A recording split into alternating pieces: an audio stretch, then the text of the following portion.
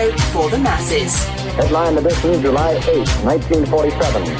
The Army Air Forces has announced that a flying disc has been found and is now in the possession of the Army. If the game is rigged, change the game. Game changer. I occasionally think how quickly our differences worldwide would vanish if we were facing an alien threat from outside this world. This is Fade to Black with your host, Jimmy Church, on the Game Changer Radio Network and KGRA, the Global Radio Alliance. I need your help to get to the year 1985. You're listening to Fade to Black with Jimmy Church on the Game Changer Network.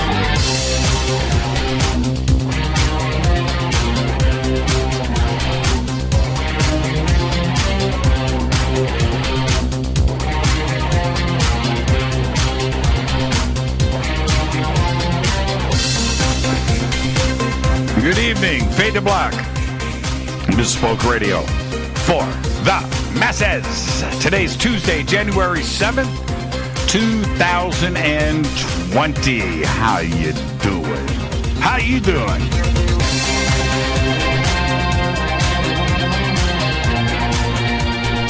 That's right, today's January 7th, which means 7 days into the new year. Only 358 days left. We are live from a bunker. A bunker somewhere in the middle of beautiful downtown Burbank, California. And I would like to welcome everybody listening all around the world. All across the United States. Hither and thither, to and fro, back and forth, up and down, east and west, north and south, far and near. This is Fade to Black for KJCR, the Game Changer Network, and KGRA, the planets. I'm your host, Jimmy Church.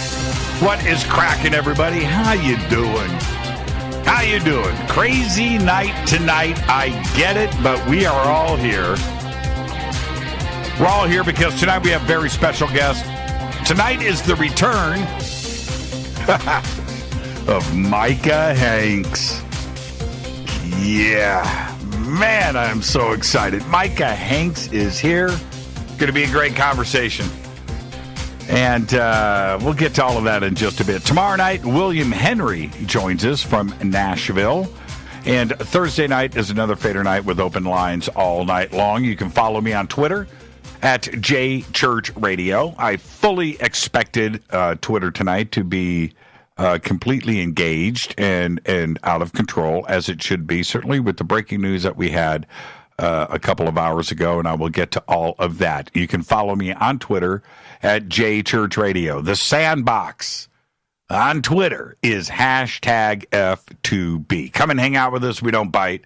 And tonight, just like any other night on the show, we're going to blaze through 2, 3, maybe 4,000 tweets. And we do all of that with hashtag F2B and certainly use TweetDeck and get involved in the conversation. We also have 2 chat rooms open, one over at Spreaker. You can get in over there, or you can also go over to KGRA The Planet, where we have another chat room over there. Okay, email is jimmy@jimmychurchradio.com. Questions or comments tonight is hashtag F2BQ, which is Fade to Black Questions. That's F, the number 2, B, and Q. Fade to Black Questions. Okay, all right. Yes.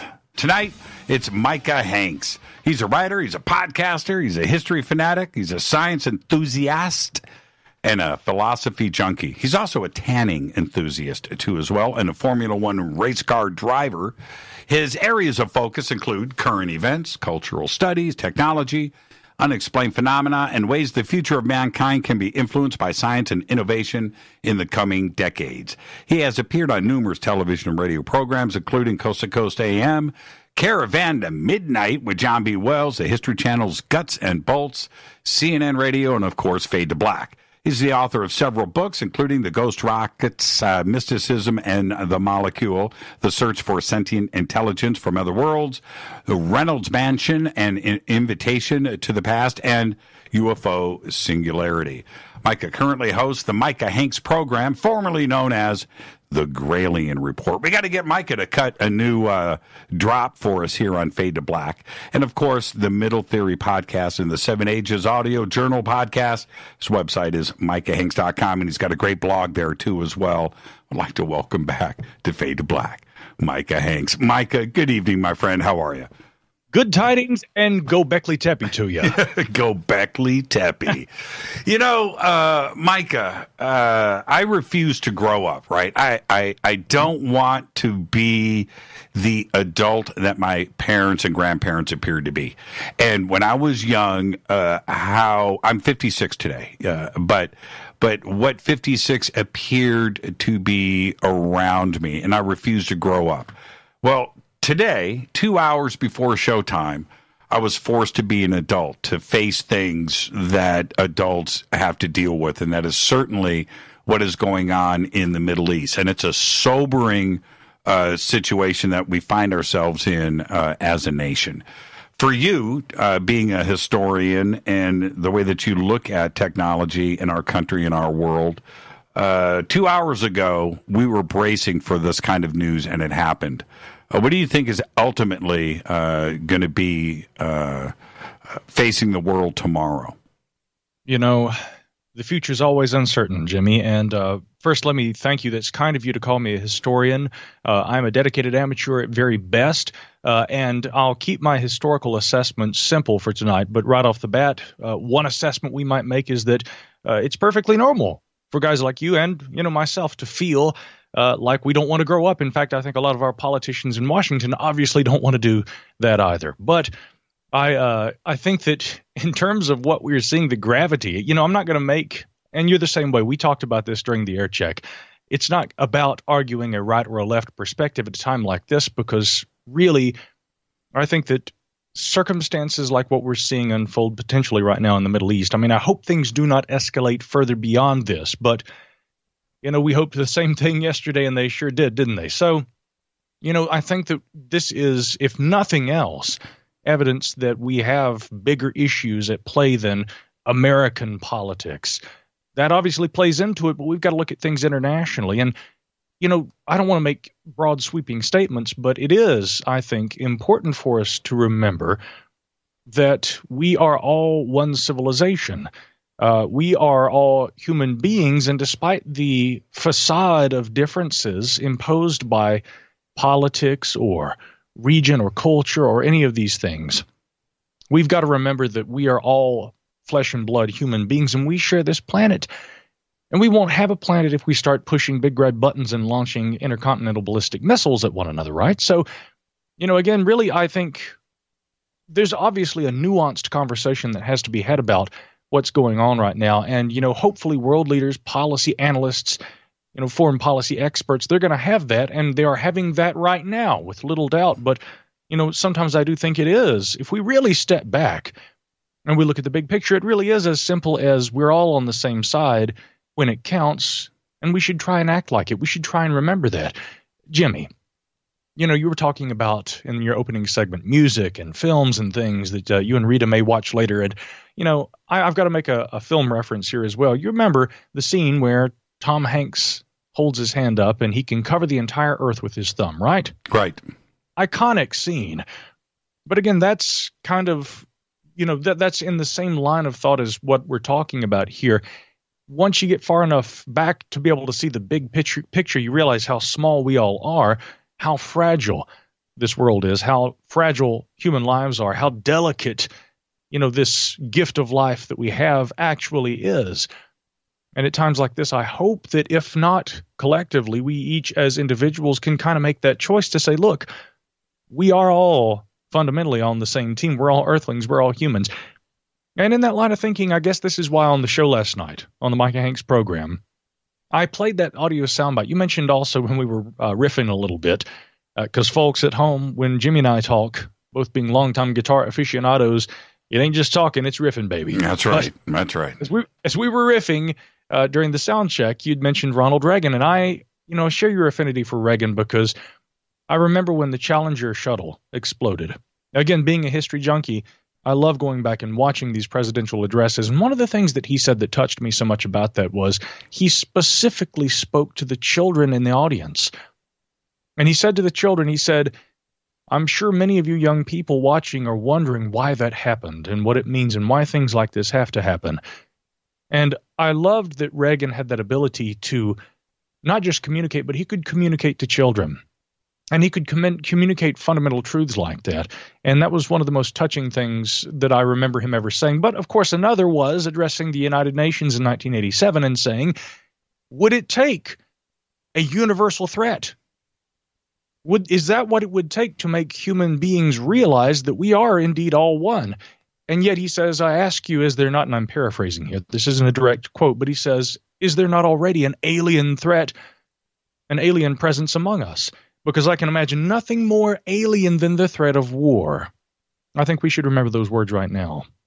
The other part about this, when we think about this at a global level, is that this planet has been dealing with the Middle East since 2001.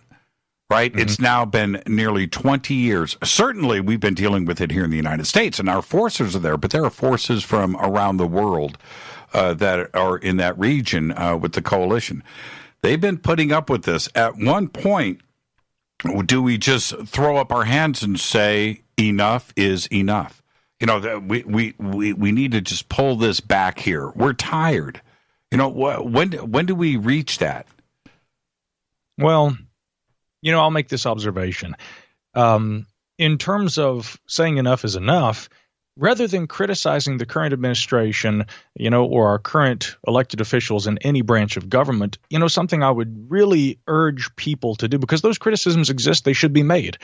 But right now, and this is something else you and I talked about, programs like Fade to Black are kind of people's escape from reality. And when stuff really gets dangerous like this, we're forced to have to talk about those not so fun subjects on a very fun program like this, which is why we're doing it. But again, I think that there's a right and a wrong way to do it. And so in an effort to try and approach your question from a nonpartisan perspective, one thing I would urge people to do is, if you really don't want wars, go out there and listen, we're headed into 2020 here. And actually, we're already in it, but this next election cycle, who's saying we don't want foreign wars? Because the problem to me doesn't seem to be, exclusive to one political party or ideology. If memory serves, going back to 2001, like you mentioned, we had a new president at that time, George W. Bush, and he was faced with this tremendous task of, okay, wow, how do we navigate the storm in the aftermath of what had been the greatest attack on American soil since Pearl Harbor, the 9/11 attacks? And throughout his administration, of course, we're embroiled in conflict in the Middle East. Throughout the next administration under Barack Obama, we had the same thing. I mean, remember that Woodward's book about him during that period of Obama's presidency was entitled Obama's Wars. That trend continues today. I see no better way of expressing that, it shouldn't be a partisan issue. This is an issue that endures irregardless of the party. I think it has a lot to do with really deeper-rooted problems in American government and foreign policy and all these kinds of things. If we really don't want to be involved in another 20 years of war, what we need to be thinking about heading into 2020 is, who is saying they don't want war? Go find those people. People also remember that you as human beings, wherever you are in the world, or if you're here in the United States as, voters, you do have a voice. I was kind of shocked, Jimmy, at how many people in the last election just said, well, it was a crap sandwich and a whatever on the other side. I didn't have good options, so I just didn't vote. I just opted out. But opting out really isn't the best option if you really want to see change. But, I also think that a good way to do it is to engage in discussion. And I saw this quote by Margaret Atwood earlier today, that war is what results when dialogue, when conversation, when communication fails. So I'm glad that we're having this conversation right now because, I think that also talking, educating, and informing people on issues that we face as one unified civilization here on the planet, that's an important aspect of all this too. Education is key. It was just announced 6 minutes ago. A Boeing 737 passenger jet has crashed in Iran shortly after takeoff. This just happened. This is being reported by Bloomberg. 180 passengers and crew on board. The plane was bound for the Ukraine. And this is absolutely last-minute breaking news. And before we even go conspiracy on this, it is a very strange coincidence that a plane crash like this occurs a couple hours after lobbing ballistic missiles into a foreign country. Very strange. Coincidence? Could be. But this is breaking news, and we will get more on this as we get information coming in. And this is the other part. Look, I just read this breaking news, right? 737. This would be big news on any other day, this 737 crashing. But we are now acclimated, Micah, to crazy, disturbing, dark, harsh news on a 24-hour news cycle, right? It's coming in all day long. And I feel that the media and governments and state actors have got us so acclimated to the addiction of getting dark news on our phone all day long, right? It's turned into some kind of opiate, right? Where this dark news feed is constantly coming at you, and it has to affect us not only at an emotional level, but maybe all the way down to our DNA, right? Where it alters our brain chemistry. And here we are with a crazy news day today, and we're going to cap it off with a 737 crashing in Iran.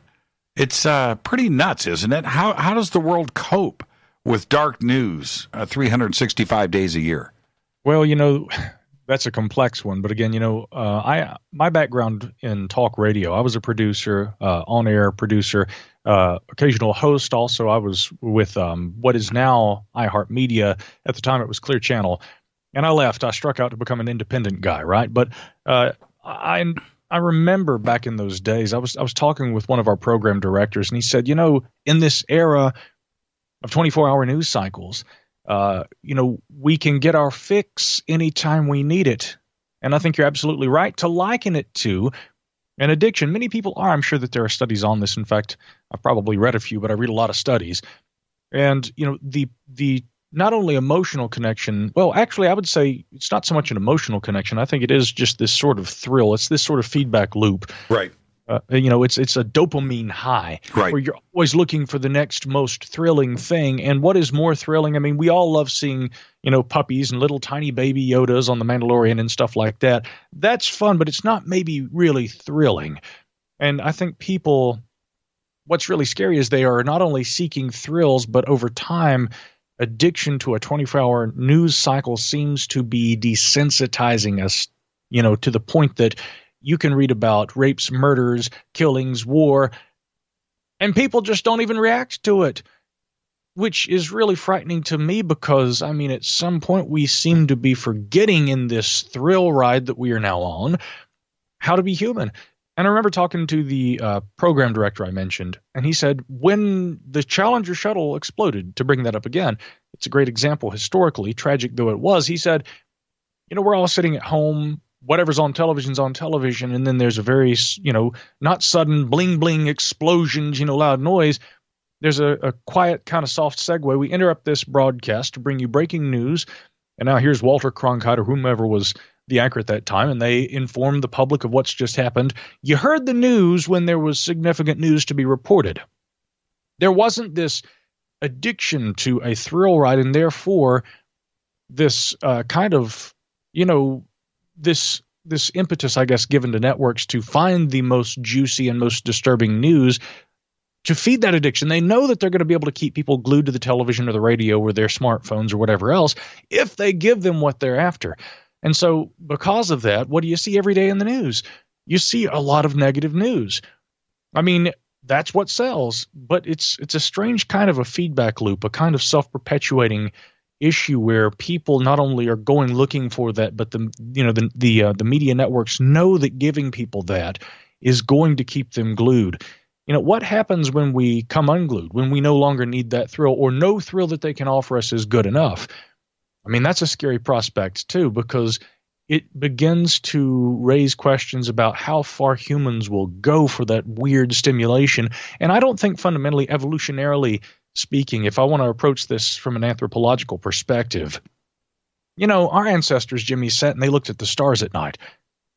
They watched meticulously the movement of stars through the heavens. And as we see at sites like Gobekli Tepe, for instance, there are these celestial alignments represented at almost all of these sacred ceremonial sites from the ancient past, going back, 5,000, 10,000 years, or even earlier, like Gobekli Tepe. But they had to meticulously watch the stars at night. That was the best entertainment that nature could buy at that time. I don't think that humans are programmed fundamentally to be so overstimulated, so hyperstimulated all the time. And I'm really not sure that it's doing us any good. I don't think that there's really as much benefit to it as being informed, citizens by watching the news all the times is touted as being. I think sometimes it's much healthier for us to unplug and to look at news when it's actually important. But unfortunately today, you're right, it's very important news we're seeing. It's very unfortunate news. I hope, and this is the last thing I'll say about the current news, for the time being, unless you want to keep talking about it. But I mean, I'm hoping tomorrow we're going to have some better news. I think we've all been holding our breath the last 24, 48 hours or so. Right. I agree with that. And this is, let me respond, actually. I wake up in the morning and, and I check my cell phone for the news. I look at the headline just to make sure that the planet hasn't blown up. Right? That's as far as I go. I don't scroll through or read the news because I know what the headlines are, right? Husband arrested for decapitating wife or whatever, right? It's just one bad story after another, just disturbing stuff, and I don't engage in it. But this is what I find strange about that. Do you remember the video series Faces of Death? Oh, yeah. Okay. Now, when Faces of Death was out there, there were rumors about it, right? Hey, man, my friend's got the videotape for Faces of Death Part 2. We're going to go over to his house and watch. And how disturbing it was. And now today, you go back and watch Faces of Death, and it's nearly comedy, right? But that's not the point. The point was, back then, you had to go and search for it. You weren't going to get that with Walter Cronkite. You weren't going to get that on the evening news. You weren't going to get it anywhere. Faces of Death was this dark underground enigma that you had to go out and seek and find. Faces of Death, this is how desensitized we are. Faces of Death is 24/7 on any video channel, any news service, any network, any YouTube channel, all over, everywhere, and you can go and watch it. And that, not Faces of Death, real Faces of Death. And that's where we are today. I don't get where we took the turn. And I don't want to sound like my dad. I just don't want to do that. But we did actually have happier times. As crazy as the world was, right? There was always crazy events going on, but we didn't have it in our faces affecting us, right? I truly believe, and I've corrected this in my life, Micah, that the news used to make me physically ill. And I found out about 6 years ago. We went out, and Rita and I, we were somewhere in the country, and we disengaged for like 4 days. No news, no internet. We didn't have a TV or whatever in our hotel room, or we did, but we never turned it on. Totally disengaged. Came back after 4 or 5 days, and I'm walking through the house, and I turn on the TV, and I turn it to CNN, and it's an ISIS beheading video. right there. Oh, All right. Mm-hmm. And I physically got ill. And I could feel it, right? I felt my body. I went, that's it. I was fine. That's what's doing it to me. And that's it. I just refuse to watch. And I'm better, right? Now I selectively choose. I don't get my stuff force fed to me. I choose what I want to see, and I choose what I want to read. So I'm forced to going to science.com every day. Right? Well, hey, congratulations, Jimmy. That means you're still human. I mean, what is normal about not being upset if shown a video of a human being having their head forcibly removed from their body, right? Right. I mean, last time I checked, the normal response was to feel sick when you saw stuff like that. Yeah. Right? I know. Burning humans in cages. What are you doing playing this? I don't care if it's news or not. What are you doing? And this stuff is effectively changing the population. And they know this. Oh, yeah. Man. Yeah. What was the Richard Dawkins movie? What was that? The Running Man. We never thought that we would be living in The Running Man, did we? Right. We didn't think we'd be living in, I'll borrow a term that our friend Clyde Lewis uses, clown world. I don't think we ever thought we'd be living in that either, but I mean, it must be clown world if we are expected not to get sick at half of the news that we're shown every day. Yeah. I mean, and yeah, it is like Running Man or like Hunger Games. I mean, things are getting to the point where it's almost like this is all a great big game show, a sick game show. So I don't know. I mean, but I'm looking at all this happening in the world right now, and it's hard to know what to make of it. It really is. I mean, so much of it seems so unnatural, and I'm just now getting the headlines coming in. It's breaking news about this plane crash over there again, with a missile strike that occurred on bases where U.S. soldiers were stationed, and again, initially, as you know, they were saying that there was going to be an announcement tonight, but they're postponing that until tomorrow, which I do think is wise. Trump's already being criticized for that, but it's difficult when we're seeing this breaking news about a plane going down, coinciding with this strike, this retaliatory strike by Iran. It's difficult to see those two things and not try and connect them. We don't know if that connection exists or not. Again, it would seem very difficult for those two things to coincide in this space-time reality that we occupy, most of us occupy at least, and not see a connection there, right? But we should abstain from leaping to that judgment. We don't know. I'm sure we'll have more details in the morning, but God, that doesn't make it really easy when you got to go to bed at night worrying about all this stuff, huh? You know what's funny? Ricky Gervais and the Golden Globes, right? Which was what? That was Sunday night. Those were good days, weren't they? It was 2 days ago. Those were good days 2 days ago. 2 days ago. All right. Now, when we come back, you and I were riffing before the show, and I had said to you, man, can't we just go and research the Great Pyramid or Gobekli Tepe? Do we got to do this? I just don't want to talk about this. So we're going to have a lot of fun tonight talking about wherever this conversation takes us. But I want to ask you this before we head to break. You're a musician.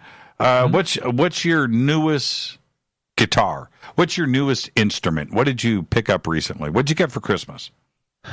Man, I've been playing the same two guitars for close to a decade. Okay. And my friends all say the same thing. They're like, man, I mean, my brother Jason, he just allowed me to test drive 5 or 6 beautiful guitars that he owns. Most of them are Telecasters. And, again, we were kind of laughing about it because I own 2 guitars. One is a Alpine White Gibson Les Paul Custom. Nice. Yeah, and it's not quite Alpine White anymore because anyone who owns one of those guitars knows that the paint slowly but noticeably over time does begin to fade, not fade to black in this case. No, it's faded to beige. Yeah, that beautiful kind of cream color, that Ingrid Malmsteen-esque color. So I kind of love it. Yes. Yeah, so that's my electric guitar. And then my acoustic axe is a Martin HD28 LSV. Both of them are top of the line instruments, but I don't have a massive collection. I do have a Strat in the closet. I won't lie. Right. Love and I'm a Strat guy. I've got a beautiful Les Paul that, you know what, I've only played a couple of times, and it still sits as new. It's a flame top and a honeyburst. Gorgeous guitar. But it's there to look good. It's one of those things. Don't touch it. Don't touch it. Just let it sit there. But I'm a big Strat guy. What's the Strat that's in your closet? I'm so curious. It's funny because it's not the top of the line instrument that my other guitars are. It is a little thrown together. It's an American neck on what I presume to probably be a Pacific Rim body. And I've redone some of this thing's like a 1994 Strat. I bought it in like 99, so that's how long I've had it. Okay. Now you got an American neck on a made in Japan body. That is a Class A Stratocaster, man. Oh yeah, and I've got a Seymour Duncan mini humbucker that fits a single coil slot in lead position. All right. Yeah. Yep. And I also put some locking tuners on it. So it plays. It's what you'd call, I guess, sort of a modified Super Strat, right? You know what I do? Okay, I'm going to let one of my secrets out. This is one of my secrets. all of my single coil Strats actually have Ingve single coils in them. So they're humbuckers, they're stacks, but they look vintage, right? And they just sound, it's incredible. They don't have that low output Strat single coil thing. They're all zingers, but nobody knows, and it's my little secret. Now, apparently, everybody knows. This is Fade to Black. Our guest tonight is Micah Hanks, and as you can see, we have definitely changed gears. We're going to talk about everything tonight. We're going to go ancient history. We're going to talk some younger Dryas. We're going to get some UFOs in there, some archaeology. We'll probably get some cryptozoology in there as well. It's Micah Hanks. This is Fade to Black. I'm your host, Jimmy Church. Stay with us. We'll be right back.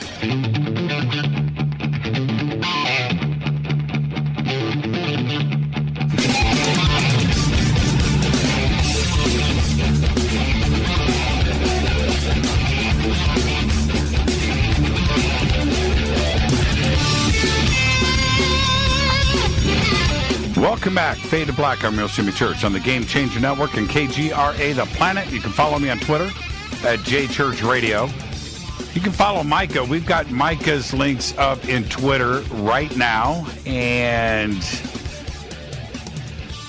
I want to say really quick, June 26th and 27th, 2020, we will be at the Awakening Conference in Manchester, United Kingdom. Rita and I are heading over to Europe.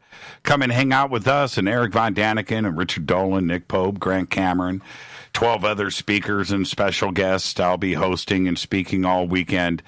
Just go to awakeningufo.com. And Micah, really quick, what's your Twitter handle?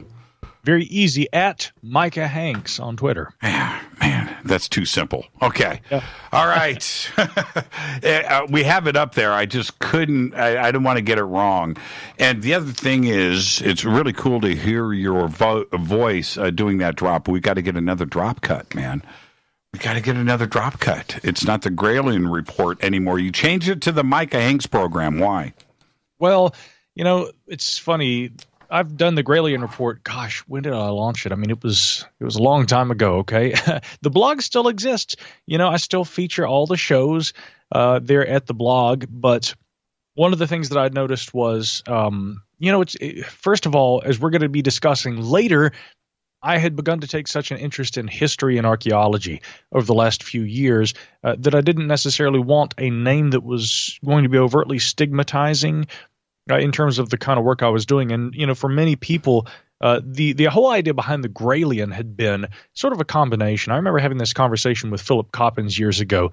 I had him on the show and he had said, it is a wonderful world where we can have words like Grail and alien come together. He got it. But, a lot of people, they were like, gray alien? What is that, right? It was a combination of two words, but I realized that, everyone would go online and instead of trying to figure out, how to type Gralien, Gralien, they just go looking for Micah Hanks podcast. Literally, you can, of course, if you're doing search engine optimization and stuff for your website, these days it's a must. if you're a web entrepreneur, if you have a website, you got to know a little about SEO. And so I'm watching the key terms and the keywords and things people are looking for. Everybody's like Micah Hanks podcast.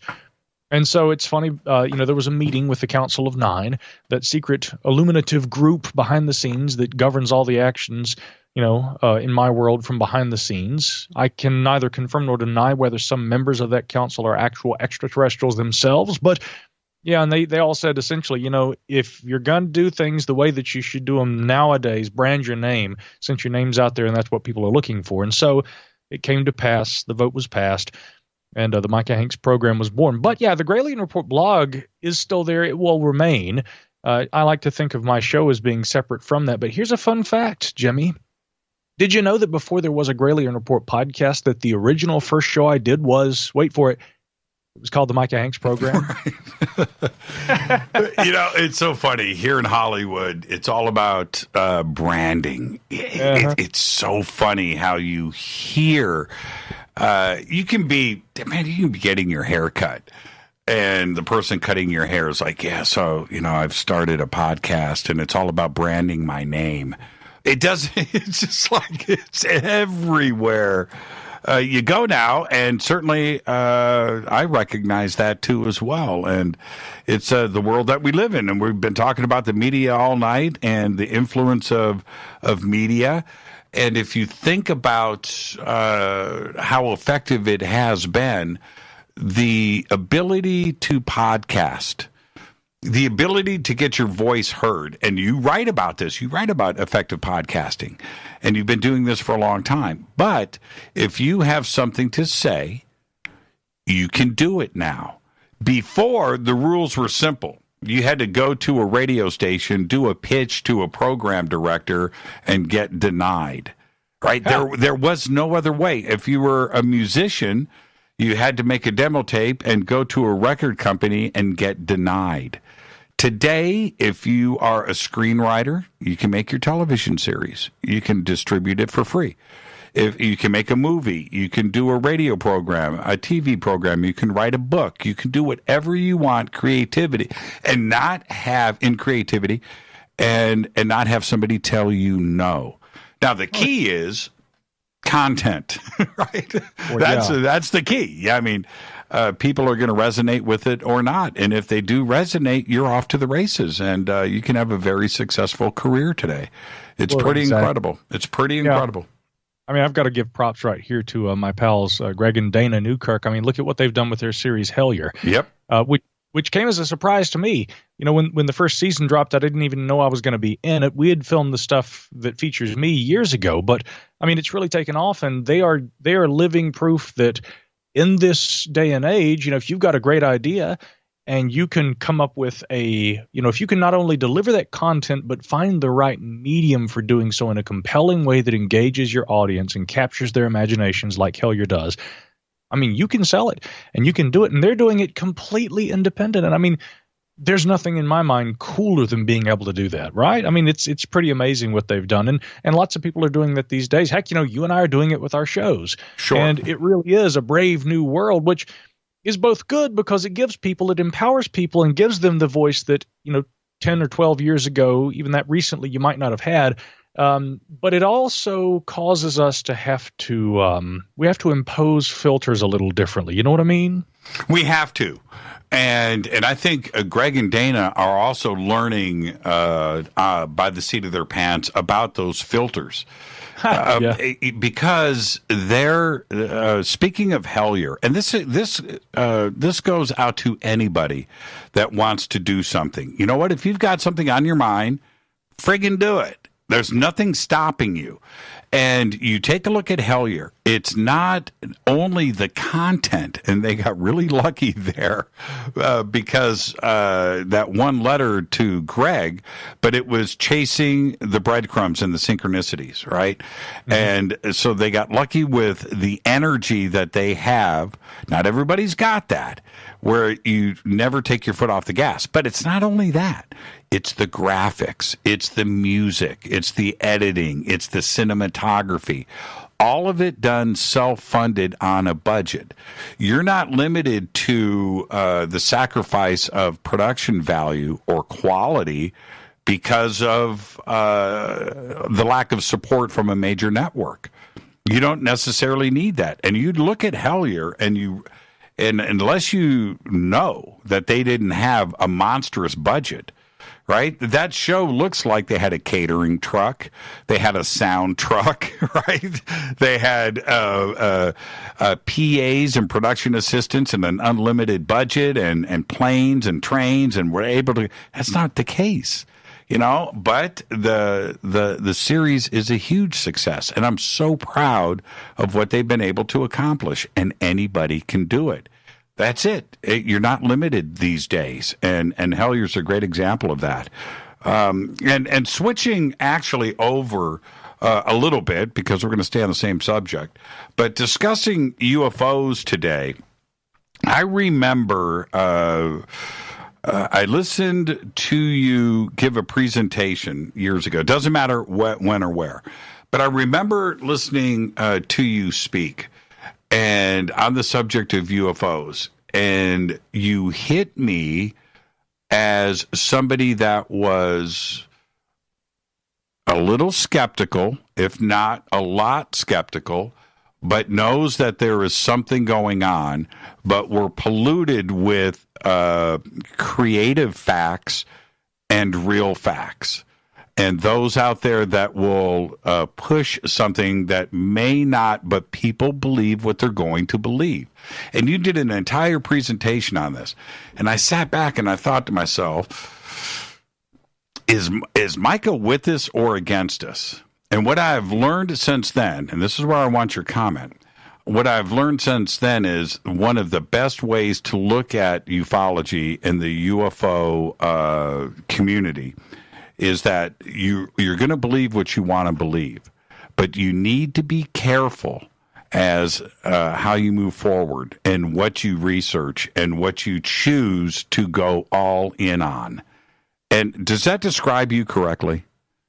Well, yeah, it does. I believe I remember the same event that you're talking about. And, the fundamental premise that I've always tried to present to the UFO community is, first of all, let's establish that I do feel that there is a phenomenon. Right. That needs to be studied. Now, I also recognize that when we say UFO, unidentified flying object, there are a lot of different things that might constitute a UFO. If there's an experimental government aircraft, but only a few people, due to the clandestine nature of the black budget program that produces this aircraft, only a few people actually know what that is and what its origins are. If the general public observes that object, and it's an aircraft that is capable of things that far exceed known aircraft, we're all going to look at that and go, hot dang, there's a UFO. If we observe ball lightning, especially at a distance, we're going to see a light moving through the sky and behaving irrationally and then just zapping out. And, a couple of atmospheric scientists might look at that and say, that was probably ball lightning. But, maybe the average observer who is not used to seeing ball lightning like that, they're going to look at it and go, whoa, that wasn't a star. That didn't look like a meteor. What was that? Then there are those observations of things that seem to fall neither into the category of man-made nor natural, right? And if anyone reviews carefully the anecdotal data that comprises the history of the subject which we call UFO studies, I refrain from calling it ufology because to append ology onto the end of it would seem to denote that we are trying to apply science to it. I have always advocated scientific-minded studies and critiques of the UFO phenomenon because only through scientific study will we really proceed in what we know and what we're trying to ascertain about the phenomenon. But what's interesting, Jimmy, is I think we're still at this point where we're in the pre-scientific stage. If we look at philosophers like Thomas Kuhn and others, who have talked about the scientific process and philosophically speaking, really what it takes for a subject to be recognized broadly so that scientists actually take it seriously and begin to study it, I would recognize UFOs as being a topic that is sort of on the cusp of stepping over into a realm where scientists are now beginning to look at it seriously. But up until around 2017, we might argue that most scientists would not look at it. Many had. Jacques Vallée comes to mind. A number of others do. But Of course, Hynek, both at the same time and even a little before Hynek, had done the same thing. Before Vallée, J. Allen Hynek, although they were colleagues. But again, there have been some notable scientists who have looked at the problem prior to the modern era. But the point I'm making is that most would not. And they would not because they do not perceive the UFO phenomenon as being either a credible subject, worthy of science being applied to it. They didn't think that there really was a phenomenon and that this was all just the works of cranks, weirdos, and those who are trying to pull the wool over people's eyes and hoax, maybe for profit, right? Create hoaxes and try and profit from this so they could get attention, they could get on television, whatever. That sort of very closed-minded scientific attitude was more often applied to it. And even those scientists who might have thought that there was something more to it, they would fall in step with that ideology because they were, and this is important, sociologically, they would be afraid of being judged by their peers if they did not, which is a big factor here. For us to really begin to move out of the pre-scientific stage of UFO research, we have required data the likes of which is now only beginning to be forthcoming. And yes, these three remarkably ambiguous videos, but nonetheless videos which appear to show something that the U.S. Navy filmed and cannot identify. The at-FLIR pod systems the Raytheon company produced, they are helping us ascertain some details. And what little it actually tells us is less relevant than the fact that these things appear to have behavioral characteristics that are beyond the scope of known aviation or aerospace technology. So now I think that with what little instrumental data is forthcoming, that paired with the existing data, the anecdotal data, eyewitness accounts, and the historical accounts with relation to UFOs over the last several decades, and some would say going back even further, I think all of these factors are helping move this subject into a realm where now scientists, and I actually have spoken with many scientists who still don't come out in broad daylight and just, raise their voice and sing, hey, I'm into UFOs. Many of them still keep a low profile, but many scientists now have reached out to me, and we have had some very candid conversations about their interest in this topic. So that I'm hopeful for. But in relation to why I say UFO research instead of ufology, with the body of data that we have, even if we aren't necessarily employing scientists and applying science to the study of this phenomenon, as I have always advocated that we should, what's the one thing you can really be an expert, or if you're going to study UFOs, what's the one thing you can be an expert in? Well, I would say the history of the phenomenon, right? If we can document the development of thought, the key instances where, based on especially multiple eyewitness encounters and observations that have merit, that are well recorded, and which may also contain some data in support of the eyewitness observation, if we can document those things in a historical context, that is a significant contribution also toward the furtherment of our scientific understanding of this phenomenon. So that is something I've been engaged in doing pretty actively for the last several months, going back and starting, way back in the day and moving forward and trying to ascertain, what is this phenomenon? And one big takeaway, coming back to how you described it there at the outset, one big takeaway, Jimmy, has been that, apart from the apparent presence of a phenomenon, there is the human interpretation of it. I mean, humans are very complex. It's just like what we talked about in the opening segment with politics, with international issues and foreign policy. There is the event, and then there are the levels of interpretation, the filters that humans have to try and work through in order to understand said event. And that is as fascinating to me as the UFO phenomenon, but that makes it very complex to try and do a truly objective study of the phenomenon. Nonetheless, I think a phenomenon exists, and I think that we're definitely making some progress, and that a lot of that has occurred in the last few years. It certainly has. And if we go back to look at history, recent history, and that goes back to the creation of the Drake equation, or Enrico Fermi and the Fermi paradox, or the way that Carl Sagan looked at things, and certainly Jacques, who I have a great amount of respect for, and J. Allen Hynek, in that they didn't have back then the data that we have acquired since 1998. In the last 20 years, 20 short years, we went from, because Sagan and Fermi and all of those cats didn't know if there were other planets outside of our own solar system. They wondered if there was another one like ours in the universe.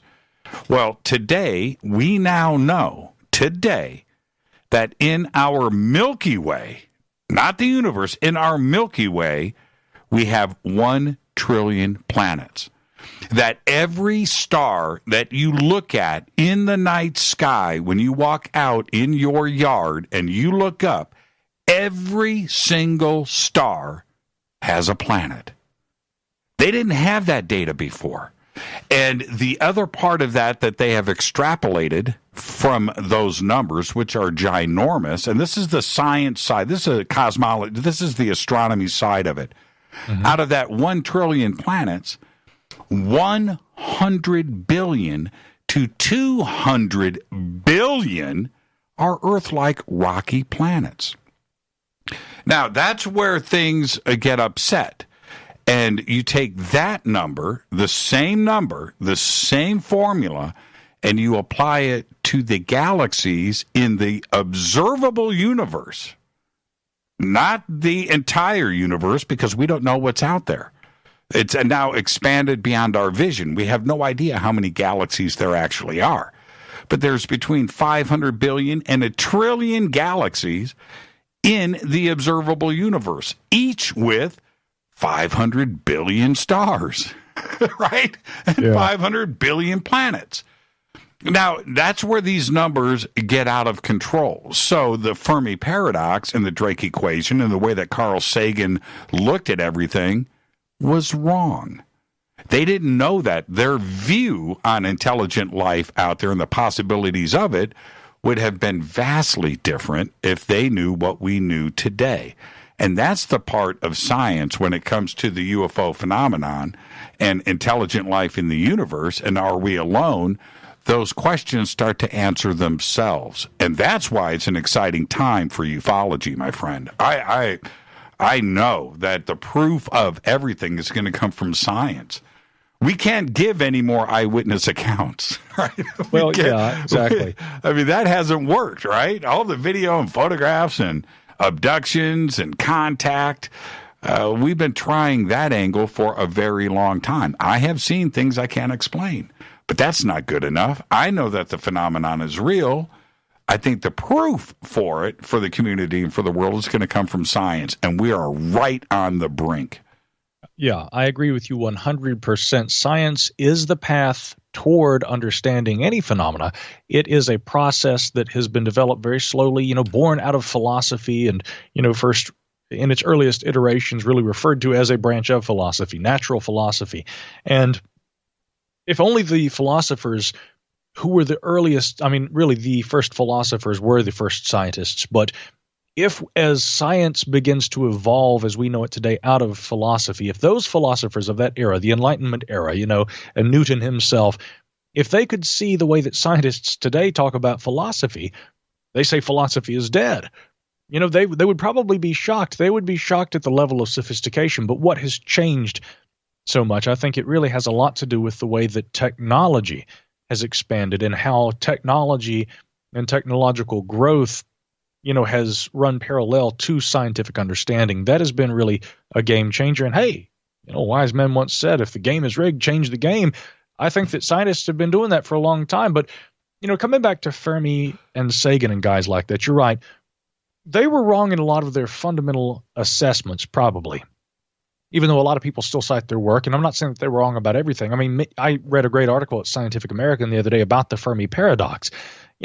As a thought exercise, it's still correct, but I would guess, and as time goes on, science is going to help us show this demonstrably, that they were incorrect, but it was due to a lack of data necessary at the time to be able to make a full assessment of the phenomena that they were commenting on. A good example is Carl Sagan early on being an advocate of essentially, he called it paleo contact, but what he was describing was essentially the same thing that is, present in the work of Eric von Daniken and all the ancient astronaut theorists.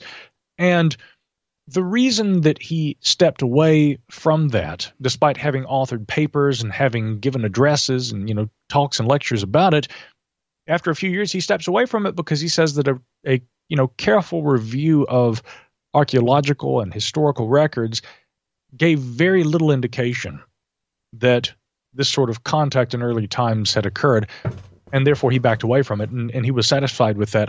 I would, in fairness, put forth the idea not to try and any more legitimize ancient astronaut theories than to delegitimize anything that Sagan said, but I think that it's a little more complex than just, well, I reviewed the data and found no evidence. I actually think that part of what it was that Sagan, as a scientist, was putting forward what he believed to be a very, scientific and reasonable, premise. Hey, if alien life exists, humans, sophisticated, technologically savvy humans have only been around for a little while, and with, 13 billion plus years behind us on this planet, the idea that it was visited in ancient times is far greater than the idea that visitation has occurred within the short time frame that technologically human beings would be capable of even recognizing a visitation if it occurred. And therefore, he wanted to look to the past. I think, and this is my personal theory, and I've actually talked with von Daniken about this too. My opinion is that Sagan had actually been influenced by the fact that guys like von Daniken rose to public notoriety for advocating those hypotheses, but because von Daniken, of course, was not a scientist himself and would never claim to be, I think Sagan felt that the topic was becoming stigmatized and that he might have had to distance himself from it, and that call that a sociological factor, if you will, whatever, but I think that was probably an influence on Sagan turning his back on that topic.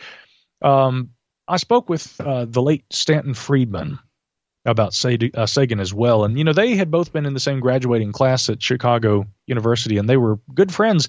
I didn't know how good friends. I asked Stan about that, and he said, we were great friends. He said, I was up there, near his home, and he had me over for coffee cake one afternoon before a talk I gave. And I said, okay, you guys really were good friends.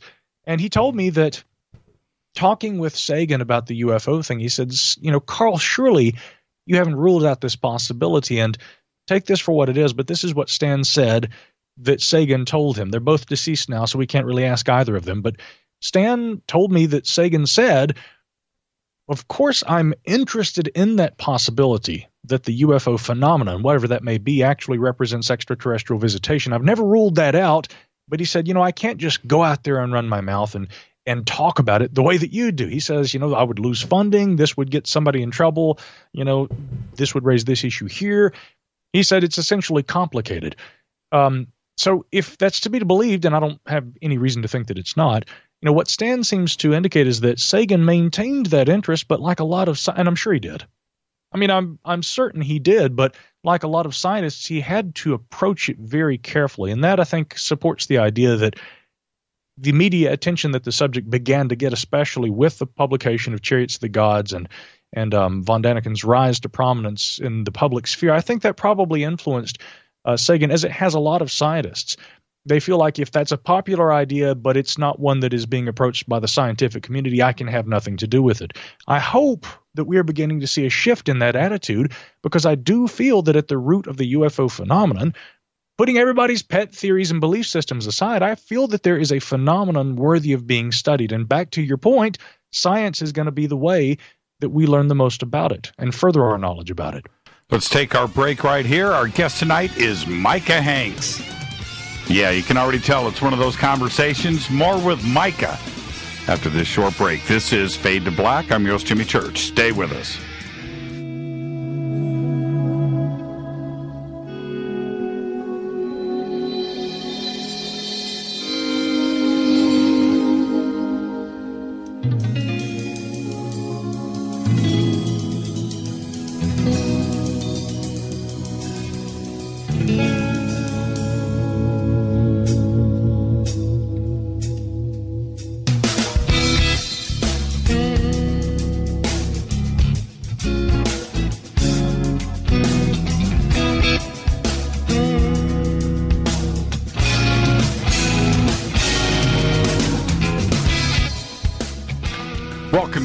Fade to Black. I'm your host, Jimmy Church.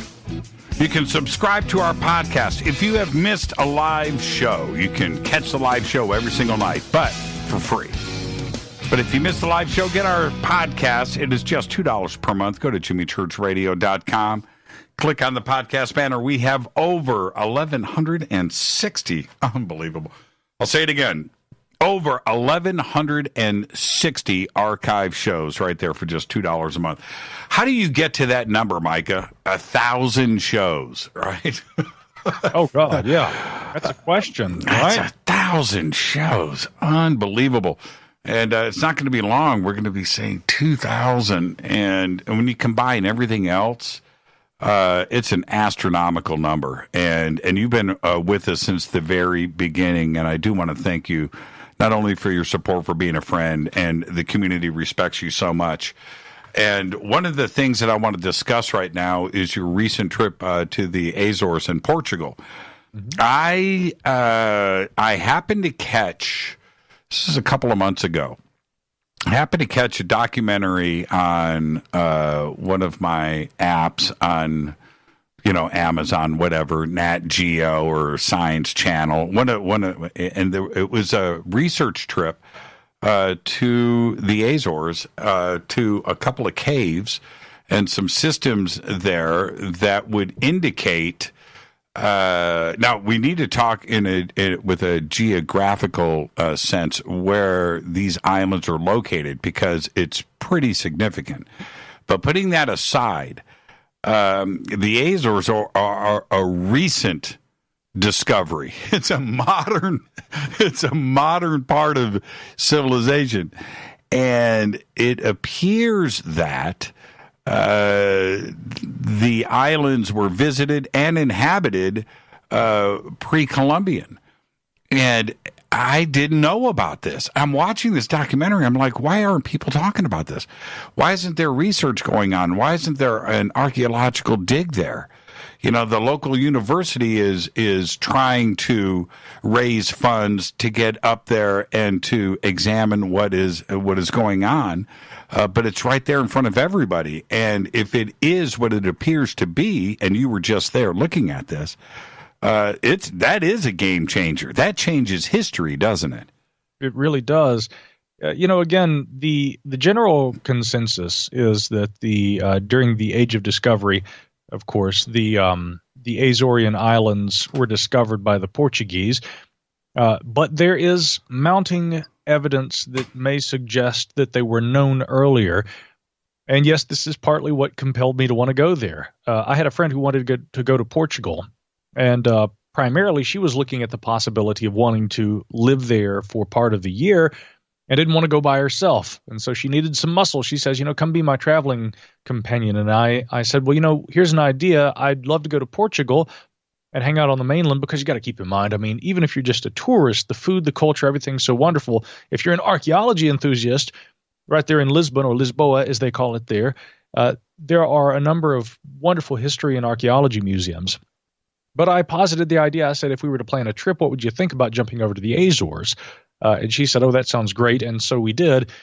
And I have to say that, in the island chain, there are a lot of different aspects. You can't just go to one island and see everything. And we were on the island of São Miguel, in the general area of Ponta Delgada, but we rented a car. And so I was driving a little small European SUV all over that island.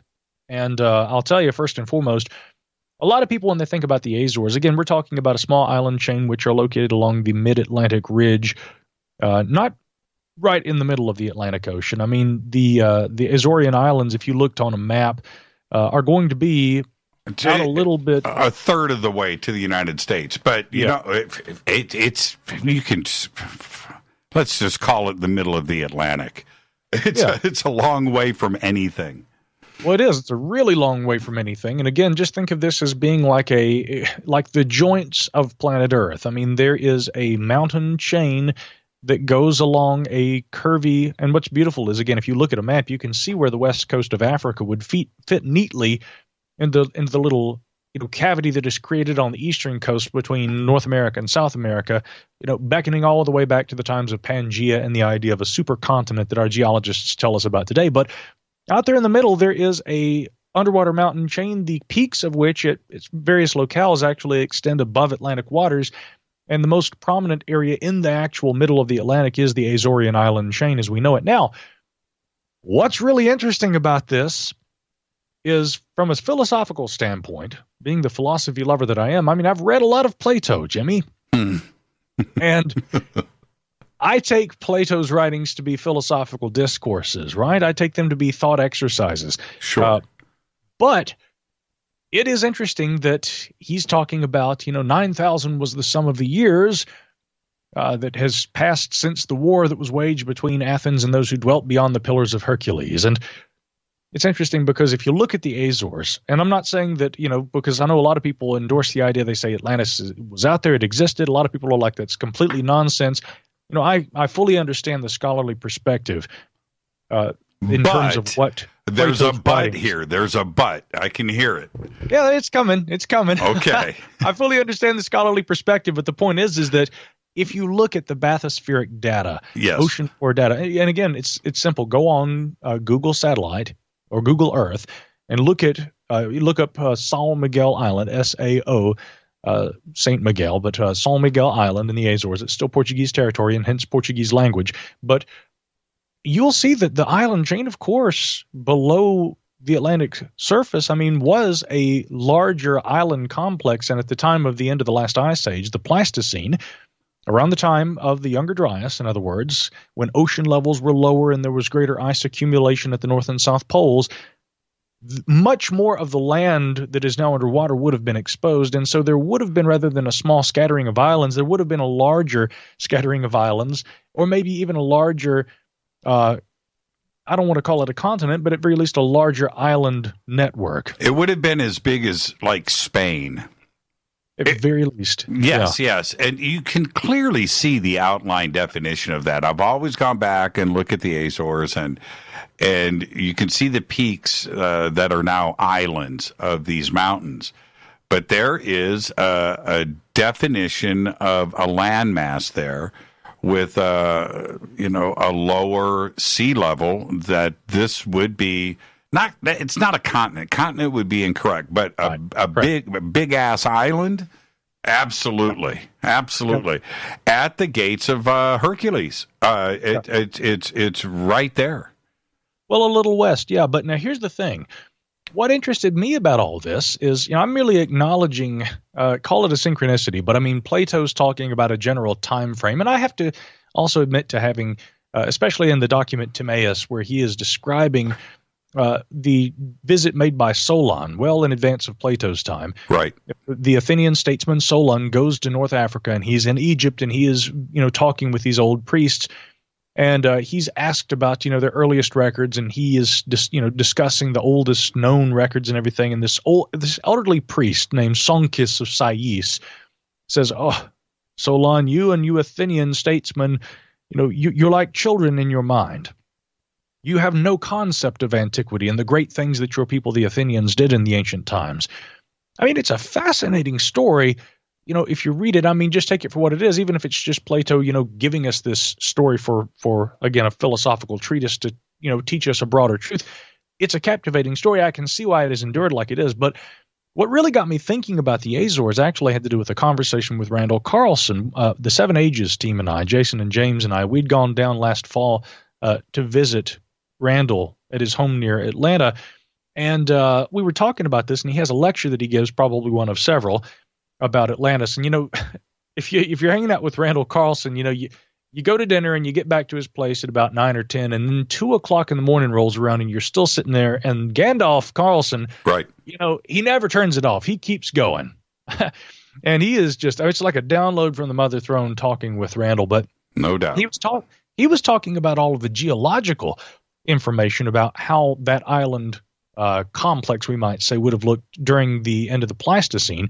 And it got me thinking. I was like, well, this is really neat. He lays out a pretty good case that there was a larger, fairly, significant portion of the land that would have been exposed at the end of the Pleistocene, because taking into account a few factors, not only were sea levels lower, but also there's what's referred to as isostatic rebound, okay? And this is when ice melts. If you got an ice sheet like those that accumulated around the poles during the last ice age, during the Pleistocene. It causes a superficial uplift on portions of the land adjacent to where the ice and the pressure exerted by that ice rests, okay? And so as that ice melts and those ice caps begin to recede, the Earth actually flattens back out, and this is the isostatic rebound. Well, the opposite effect at the height of the ice age would have been that with the greatest accumulation of ice on the poles, it actually exerts pressure on the Earth, which would have caused that superficial uplift and likely would have caused pressures around the mid-Atlantic ridge that would have even caused a greater thrust upward of that landmass if one existed at that time, which, of course, those islands are still there today. Obviously, one did. Geologically speaking, that was fascinating to me, but it got me thinking, well, is there archaeological evidence? Has anybody bothered to look? What's happening down there in the Azores? So I was in contact with albeit briefly, we weren't able to arrange to meet while I was there because he was on one of the adjacent islands, and this time of the year the ferries aren't running, so I've got to go back. But I was in touch with Felix Rodriguez, who is a scientist with the University of the Azores, who has found a number of petroglyphs, stone carvings, and also amphora, which are these sort of underground compartments or cave-like. Some of them are actually above ground or partially above ground, but they're built of stone, which resemble Roman amphora or amphorae. And he believes that the petroglyph carvings in the same area on Terceira Island may date back to the Bronze Age. And so he and I were corresponding while I'm down there in the Azores, and he says, you got to come back down here. Let me know when is a convenient time for you. Anytime, I'll take you out there and show you these. And he's not the only archaeologist who is following this line of thought. I believe Nuno Ribeiro is another who may be on the Portuguese mainland, but he has also published a few papers about what he believes is evidence of Roman presence on those islands. But the most compelling story, Jimmy, is the one about, and there's a report that actually was published, I think, all the way back in, it was probably, 1778. There was this report that was published, and I think actually the Royal Society of Sciences and Letters in Gothenburg, Johann Franz Podolin was the Portuguese-born Swede who published this. He gives this account of a pot, and being the nerd that I am, I actually found a facsimile version of the account and actually conducted my own translation with the help of Google software. But the account that's given in this, it's the only known report, but it describes a great storm that comes along and washes out a beach adjacent to an old building on the island of Corvo, which is the most northwesterly oriented island in the island chain in the Azores. And this little black kettle, a little pot, was found full of Carthaginian coins that dated back to around 200 BC. And there are even drawings in the account given by Podolin, but these, coins, it's been a very contentious story because, of course, people are like, well, if there were Carthaginian coins on Corvo, then presumably somebody sailed up there. And these dated back to 200 BC. So, I mean, they at least, were sometime after that, but probably did date back to earlier times than the official discovery by Portuguese navigators of the Azores. Now, skeptics have looked at it and said, well, but there's also a town called Corvo on the mainland, I believe in North Africa. And they said maybe the pot was actually found there. It wasn't actually found out there on the island. There's more to the legend, though, too. The legend also tells of and many old maps and portolans actually depict this, a statue within the vicinity of the island of Corvo. The statue, they said, was reminiscent of, the dress and demeanor of the Moors, of a Moorish individual. These would have been European, Islamic Europeans at the time. And they said that the statue depicted a man pointing off to the west, and that would have been out there on that island also. And that maps and portolans also indicated this. Now, they believe that could have been a reference to a stone, a actual rock outcrop on the island of Corfu that might have represented or resembled a person or a sort of anthropomorphic shape. But it's fascinating to me because the combination of all these stories, the idea of a statue out there on this island pointing off to the west, a pot of coins from 200 BC, and then the modern archaeological discoveries. If only one of those things existed in this broader narrative, right, I might say, okay, maybe not. But there seems to be mounting evidence that is suggestive. And then let's step over into known history also, because a deep reading of the history actually indicates Portuguese royalty instructing these navigators not to, hey, go out there, see what you guys can find. But the terminology actually is, go and find the islands. And we think about all the existing narratives, not just Atlantis, but we've got the legends of the Fortunate Isles, St. Brennan's Isle. We have the traditions among Mesoamerica of Aztlan, this island home that they sailed from. So many of these ancient cultures have this tradition of an island out there in the middle of the Atlantic. It seems very likely to me, whatever we want to make of that and however much we want to actually apply that to legends like Atlantis, that the Portuguese did know that there was an island chain out there. That probably had served as the impetus for the discovery, the official discovery of the Azores. But my guess is, like you've alluded, that the archaeological evidence is going to point to a much earlier, at very least discovery, possibly even temporary habitation there. Did you go to any of the? I saw 2 caves. I've heard reports of more. Did you go to the two caves that were apparently they're man-made? They're constructed of cut stone. Mm-hmm.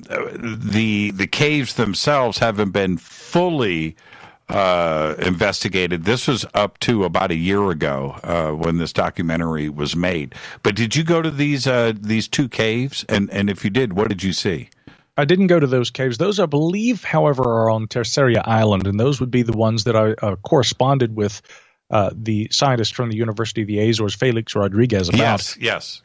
Yeah, and these are fascinating. Unfortunately, again, I was looking at every option. I was hoping to be able to catch a boat this time of the year. They don't have ferries running. I would have had to have flown in order to get there, and with my schedule, I just wasn't able to do it. So I was corresponding with Dr. Rodriguez about this, and of course, he's like, if you can make it down here, come on, I'm going to take you out there and show you this stuff. So my current plan is to go back to the Azores and hopefully visit all of the islands, because there are unique things at each of them. Now, on São Miguel, where I was staying, there's this very unique area which is called Sete Cidades in the Portuguese language, which means the 7 cities. It's actually the caldera, okay? It's the remnant of a collapsed volcano. These are all volcanic islands, and so my hosts at the bed and breakfast where I'm staying are telling me all about this, and that there are these unique, very ancient archways up there that look like Roman architecture. I don't think that they actually are.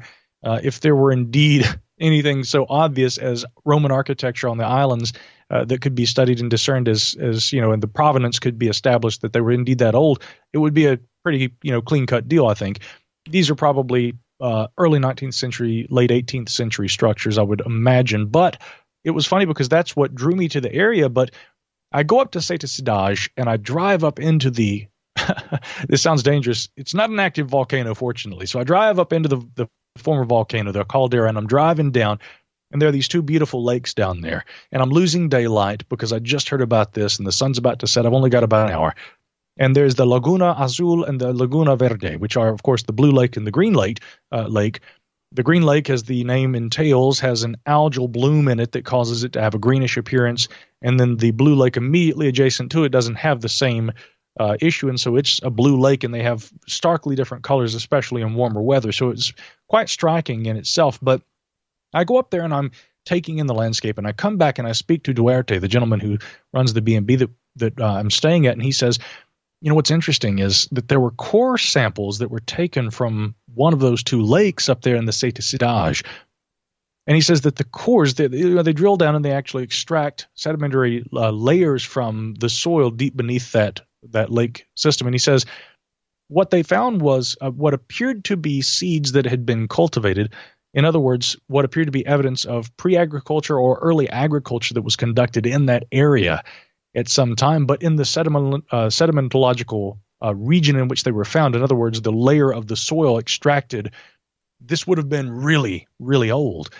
I asked him, I said, okay, who can I talk to about this? And yet again, he says, this doesn't, because you won't find anything online about this, Jimmy, but he says there are researchers right now at the University of the Azores who are conducting studies trying to determine indeed if there were human settlements or habitation in much earlier times at that location. So yet again, there seems to be some very compelling evidence. I mean, we'd have to figure out a lot more, and I realize there's going to be an aversion that many are going to have, because what does this require? It requires rewriting the history books. But to me, it's not all that strange that people were getting around, and that maybe, a couple of thousand years ago, that navigation was sophisticated enough that people look at the Antikythera mechanism. I'm sure these people were far more capable of navigating and sailing and discovering islands like the Azores than we would give them credit for. Yeah, so it's really not that surprising to me. Yeah, and what was very interesting in this documentary that I got lucky in finding it, but the film crew that is with Felix,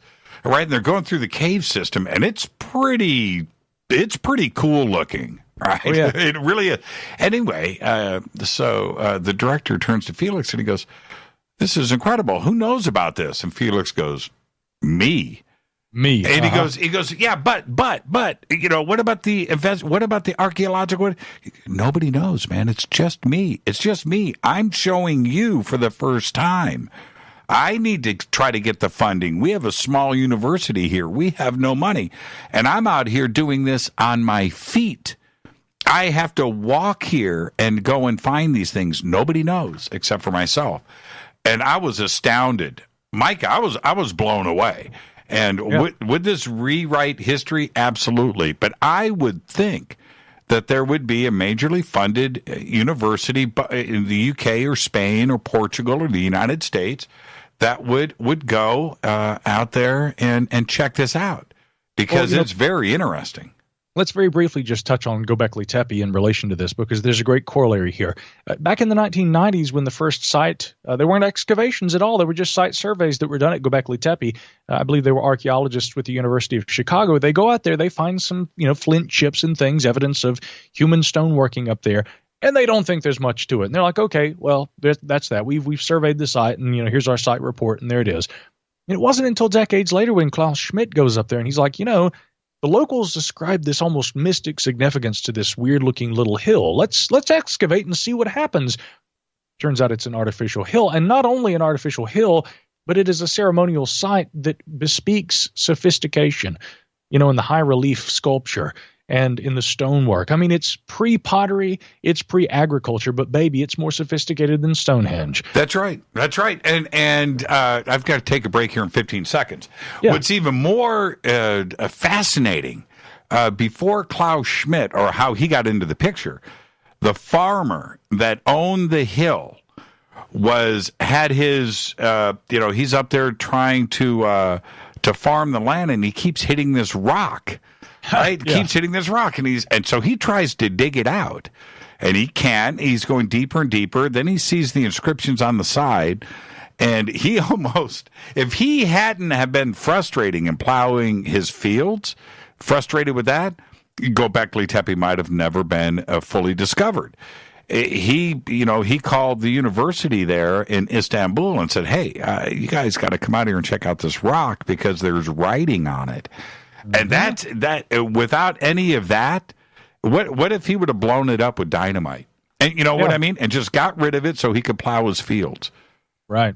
Yeah, but the scientists had been there and they were like, okay, well, nothing to see here. Move along. The guy with the plow is the one that makes the discovery. Right? That's right. Let's take a break right here. Excuse me, cough button. Our guest tonight, Micah Hanks. Oh, man. Great conversation, Micah. We will continue with all of it right after this short break. This is Fade to Black. I'm your host, Jimmy Church. Stay with us. We'll be right back.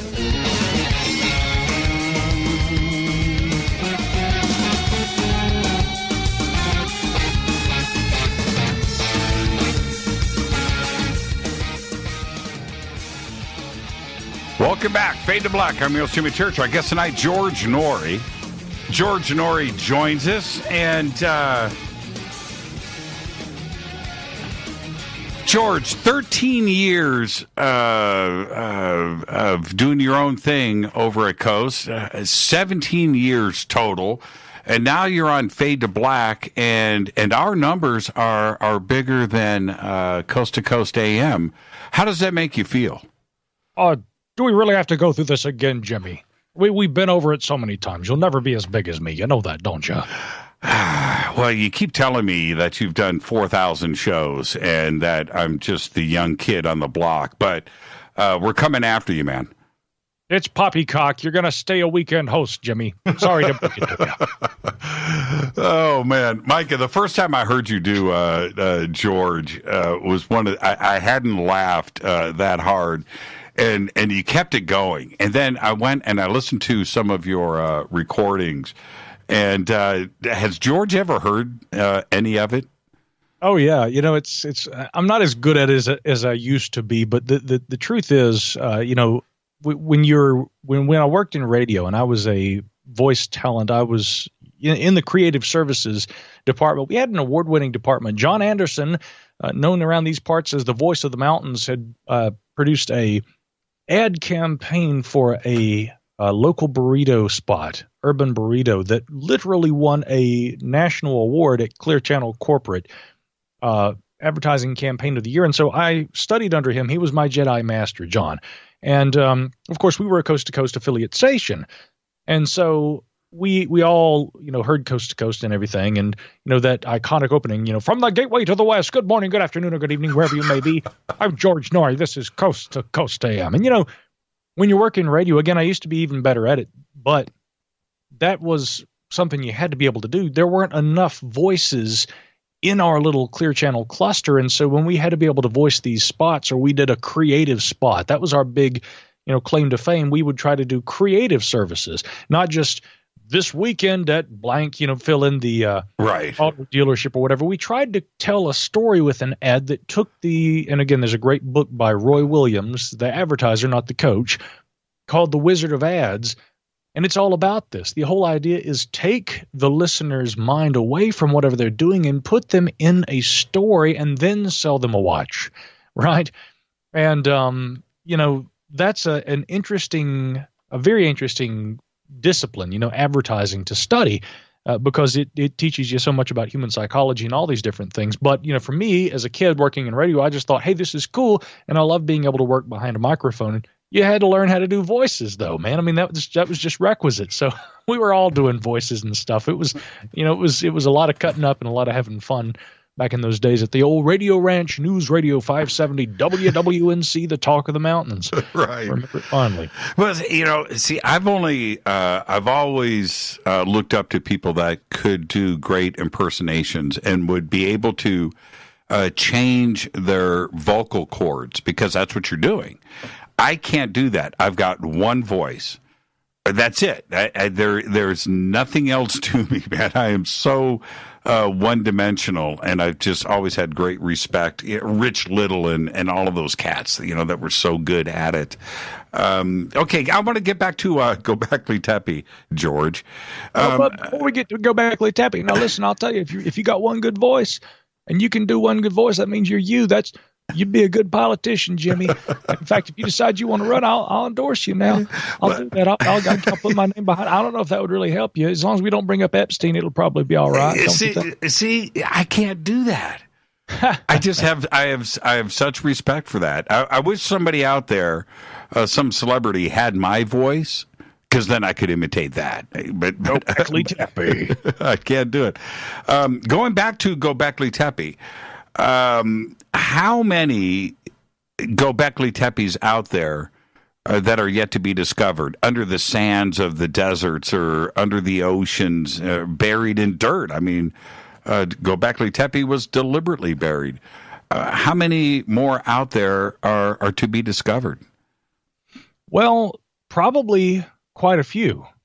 In fact, the discovery of Gobekli Tepe is not a standalone discovery. There is what's called Bonkuklu Tarla, very close to Gobekli Tepe, but this site complex actually dates back to earlier, perhaps, than Gobekli Tepe, and this was just recently reported by probably the Turkish Ministry of Antiquities. I'm going to pull up an article here. I believe, I've got one here.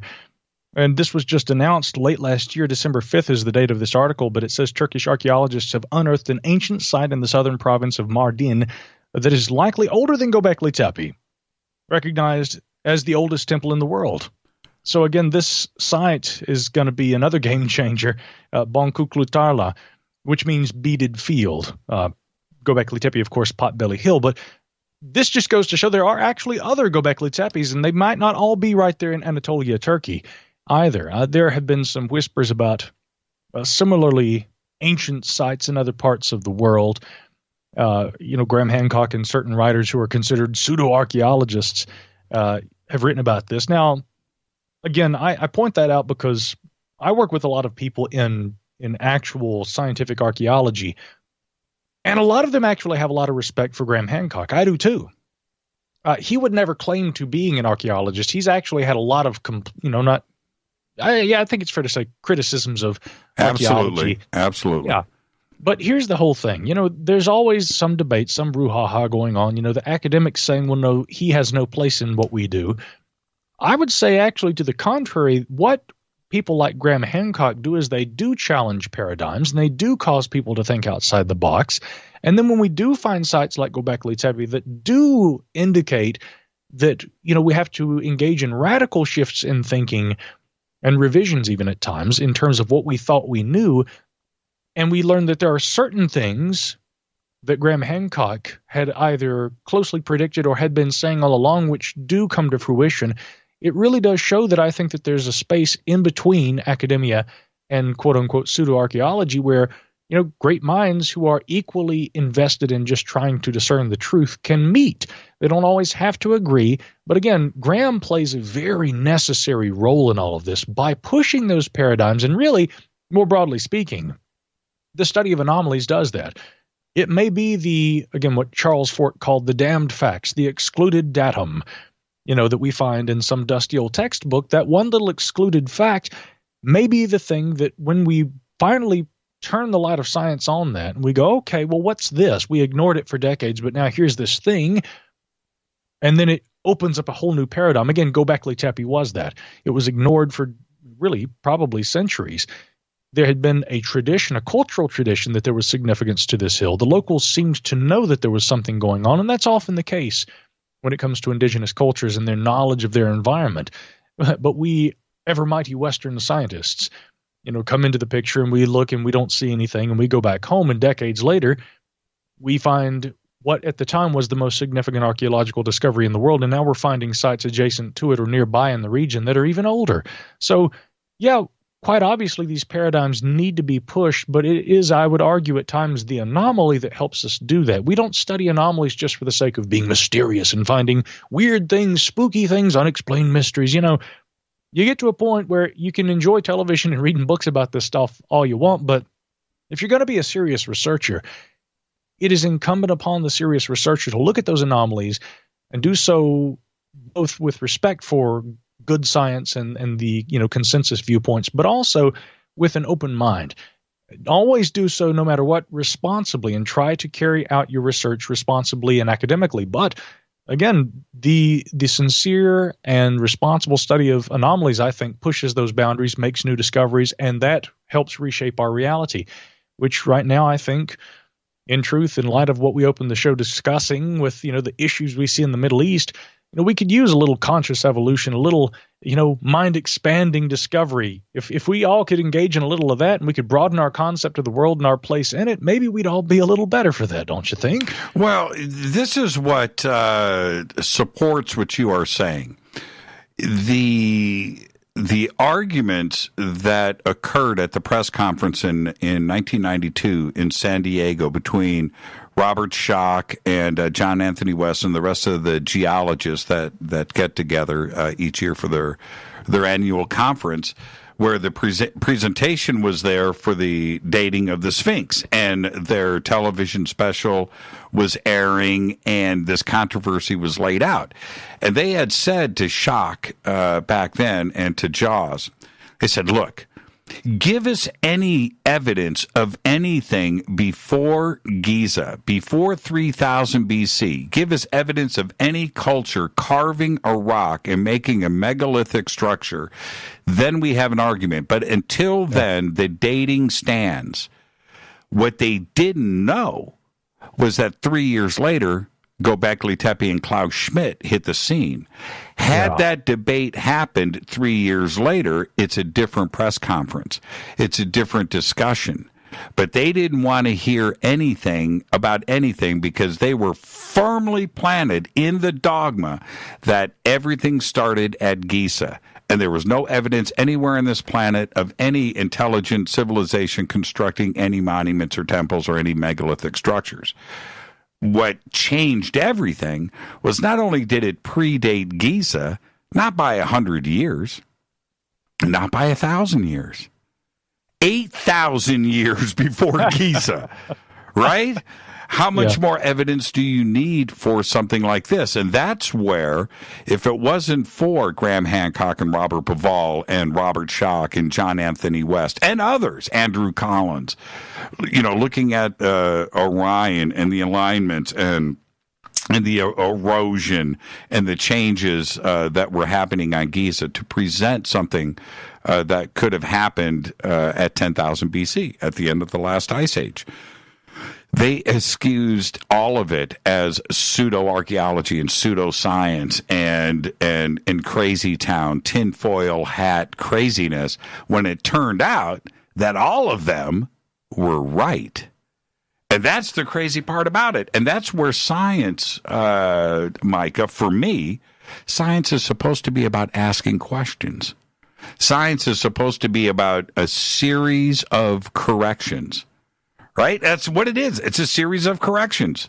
We go back, at one point, the Earth was the center of the known universe. Well, what did we do with that? We corrected it. We didn't stay on that. We know that that's not true. And that's what science is. And that's why when in archaeology and anthropology and geology, when you look at all of this, just go back, think outside the box, and maybe correct something from the past. It's really that simple. And nothing is absolute, is it? Well, yeah, maybe some things are, but again, it requires science to be able to prove those things as being absolute. Now, maybe give me an example. Give me an example of something that is absolute. I think that we could probably look at certain physical laws of the universe. Most, for instance, thermodynamic laws are pretty absolute. But they've all changed. They all changed. Earlier ideas changed to make room for those scientific, what we consider laws. Adjustments, right? Yes, and proof of concept. Yes. Right, and a postmodern philosopher might argue that, but see, even those things might be subject to change too. See, I see what you're saying, actually, and again, this was the whole point that I don't consider myself a postmodern philosopher, but I look at all philosophy and I try to take it all of it with a grain of salt, right? So while learning from it, but Michel Foucault.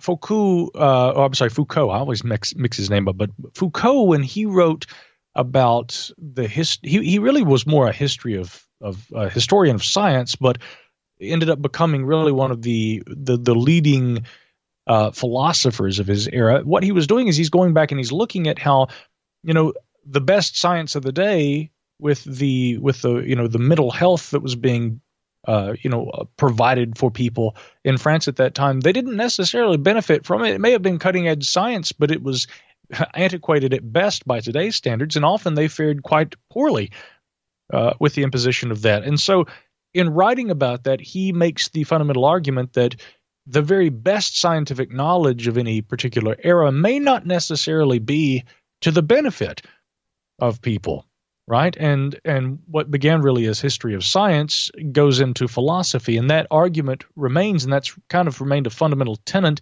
And I've seen others who, whether or not arguing for postmodern philosophy, they nonetheless raise the point that, again, in this era, all the things that we think and that we take for granted as being scientific laws and being absolute constants in the universe, time and time again, if we look back at the history of science, we've seen those things be upended. And new discoveries change everything about our fundamental understanding of reality. We have to not only be prepared for it, but we have to expect that the same will happen with those constants we recognize today, and that in the future, new scientific discoveries will shift those paradigms even further, and we will have to rewrite everything we thought we knew, just like a couple of 100 years ago they did. No one would have conceived at the time that Newton was really redefining science and the physical universe, that some guy would come along with a bad haircut and take it even one step further. Actually, I kind of loved Einstein's crazy mad scientist hairdo. But Einstein did just that, right? He has a dream about a cow standing too close to an electric fence and being electrocuted, and a farmer standing a distance away. And, the lapse in the observation of the electrocution, occurring based on the distance he was from the cow. Anyway, that's interesting in itself, by the way, the fact that there had been a dream that in part was the inspiration behind the revelations that Einstein would later prove with mathematical equations, and of course the groundbreaking theories of general and special relativity change yet again everything we think we know about physics. Well, okay, and this is what I find so interesting about Einstein. As radical as 1905 was, right, when his first papers were released, special relativity, Einstein firmly believed through his math that the universe was constant and static. Right? That's it. There was no movement to the universe. Then he goes up onto Mount Wilson with Edwin Hubble. Hubble says these stars are moving. Not only are these stars moving, but entire galaxies are moving apart. Einstein goes and looks through the telescope and is looking at the photographs that Edwin Hubble is taking, and he went back and he said, I'm wrong. So he had to go back to his math and remove the static part, right? The constant, the stillness part of his equations and change it. And he admitted to that. Einstein was wrong, and it was a blunder, right? This is all new news in the world of science. And even that part of what Hubble discovered was changed again in 1998 when they found that not only was the universe expanding, but it was increasing its speed.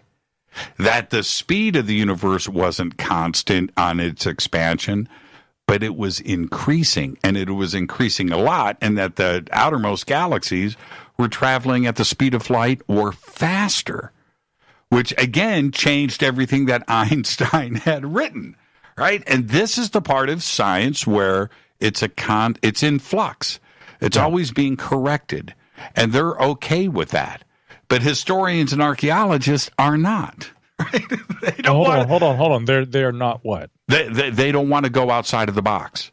They want to stay in the norm. Especially look at Egyptologists. They don't even want to recognize Gobekli Tepe. So on that point, you raised some good points, and this is something that Graham Hancock has said a number of times. He's argued that, Egyptologists, rather than being scientists, are really just kind of glorified art historians. Well, I would respectfully beg to differ. Again, the science of archaeology is indeed a lot more complex than that. And we don't have to go off on a history lesson in the development of scientific approaches to archaeology, but what I do think is important to point out is that when we talk about Egyptology, a lot of what archaeologists in the field of Egyptology are doing, and really this should be said not to vindicate Hancock so much as to make the allotment that he is partially correct but not completely. We can't just make broad statements about, well, archaeology is this or it is that. Many Egyptologists, their forte, if you will, is in the interpretation of art and pictorial representations, architecture, language, hieroglyphic, the pyramid texts, things along these lines. It's not to say that they haven't ever done any field studies or ever conducted or participated in actual excavation or anything along those lines. But again, when we look at American archaeology, when I go out, and I'm assisting, I'm not a professional archaeologist, I'm an avocationalist, which means a dedicated amateur in that field. And I've worked alongside, in my opinion, some of the very best archaeologists in America right now. But again, what we do is we go out and we do a site survey and we determine what area we want to excavate. We find an area that is going to be promising. Often there's a lot of different data that might contribute to that area that we choose to excavate. And then when the excavation occurs, there's a very methodical, very, very controlled process that occurs of, well, again, it's old blood, sweat, and tears that's involved when you're removing those layers of soil and you're going down. But I mean, the documentation, visually and otherwise, samples that are taken, if actual material remains, artifacts are discovered, their documentation and then eventual recovery, all these kinds of things. And then when you get into the realm of archaeological studies where we're taking core samples, and doing study of the sedimentary layers and all these kinds of things, there's a lot of science in that process. What Graham, I think, is talking about when he offers these critiques, and what I think is correct in what you're talking about when it relates to, a lot of old ideas are remaining and they aren't shifting is, very specialized archaeologists in the discipline of Egyptology, they approach it from a very different kind of science than maybe the American archaeologist digging a one by one, right, is going to. But nonetheless, they are trained in archaeology. I maintain is a science. I mean, whereas Graham kind of argues that, it's a very unscientific science. I know why he says that, but I do think that maybe that, there needs to be the caveat offered that many people in professional fields they've got tunnel vision. They are trained in a discipline. And that's what's really promoted in academia these days, but that doesn't mean that they aren't scientific. Now, on the other side of that really kind of bespeaks the virtue of the generalist, the person who is multidisciplinary and who can see a problem from many different angles. When Robert Schoch goes to Egypt and he's observing geological patterns that he thinks are indicative of differential weathering, and by the way, one of the things that I do, Jimmy, is having a background in voice work, I actually narrate audiobooks for some of these fantastic folks. And in 2020, that's going to be one of the books I'll be narrating, is a book co-authored by Robert Bauval and Robert Schoch about the Sphinx. And so, I know Robert Schoch pretty well. I'll tell you a story about him here in a minute, too, that is a troubling story in relation to the attitudes some academics have for his work, a story he told me at an event we were both talking at. But when Schoch shows up on the scene and he sees evidence of what he thinks is differential weathering, both on the Sphinx itself and also on the walls of the quarry surrounding it, he goes and he takes this evidence before other geologists, and they're all almost unanimous in their interpretation. They're like, well, that's exactly what that looks like. We think you're right. The Egyptological perspective wouldn't allow for that because what it seemed to suggest, what it implied, was contrary to their opinion and their worldview in relation to that opinion. If you really go back to prior to the modern era of Egyptology, most researchers who had worked on the Giza Plateau and who had worked specifically with the Sphinx thought it was older and predated many of the other monuments there in that site complex.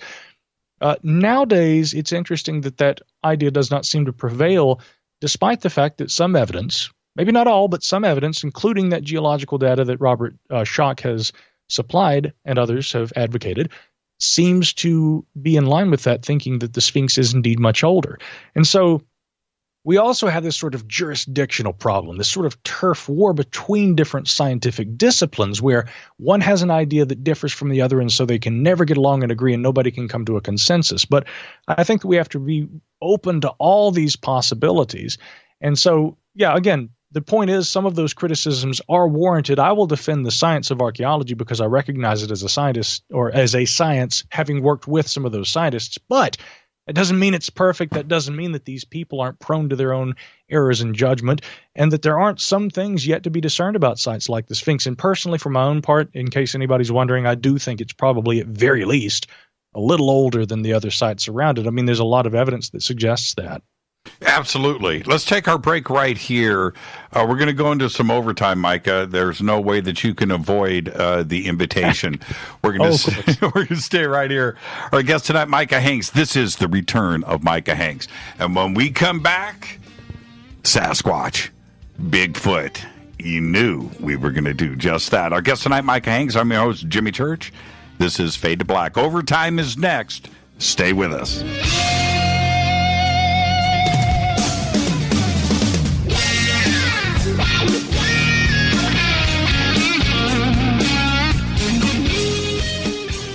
Welcome back. Fade to Black. I am your host, Jimmy Church. You can become an official Fadernaut. Just go to our membership section right there at jimmychurchradio.com. That's right. Get downloadable MP3s, autographed hats, and shirts. Become a game changer today. You can even get a private email to me.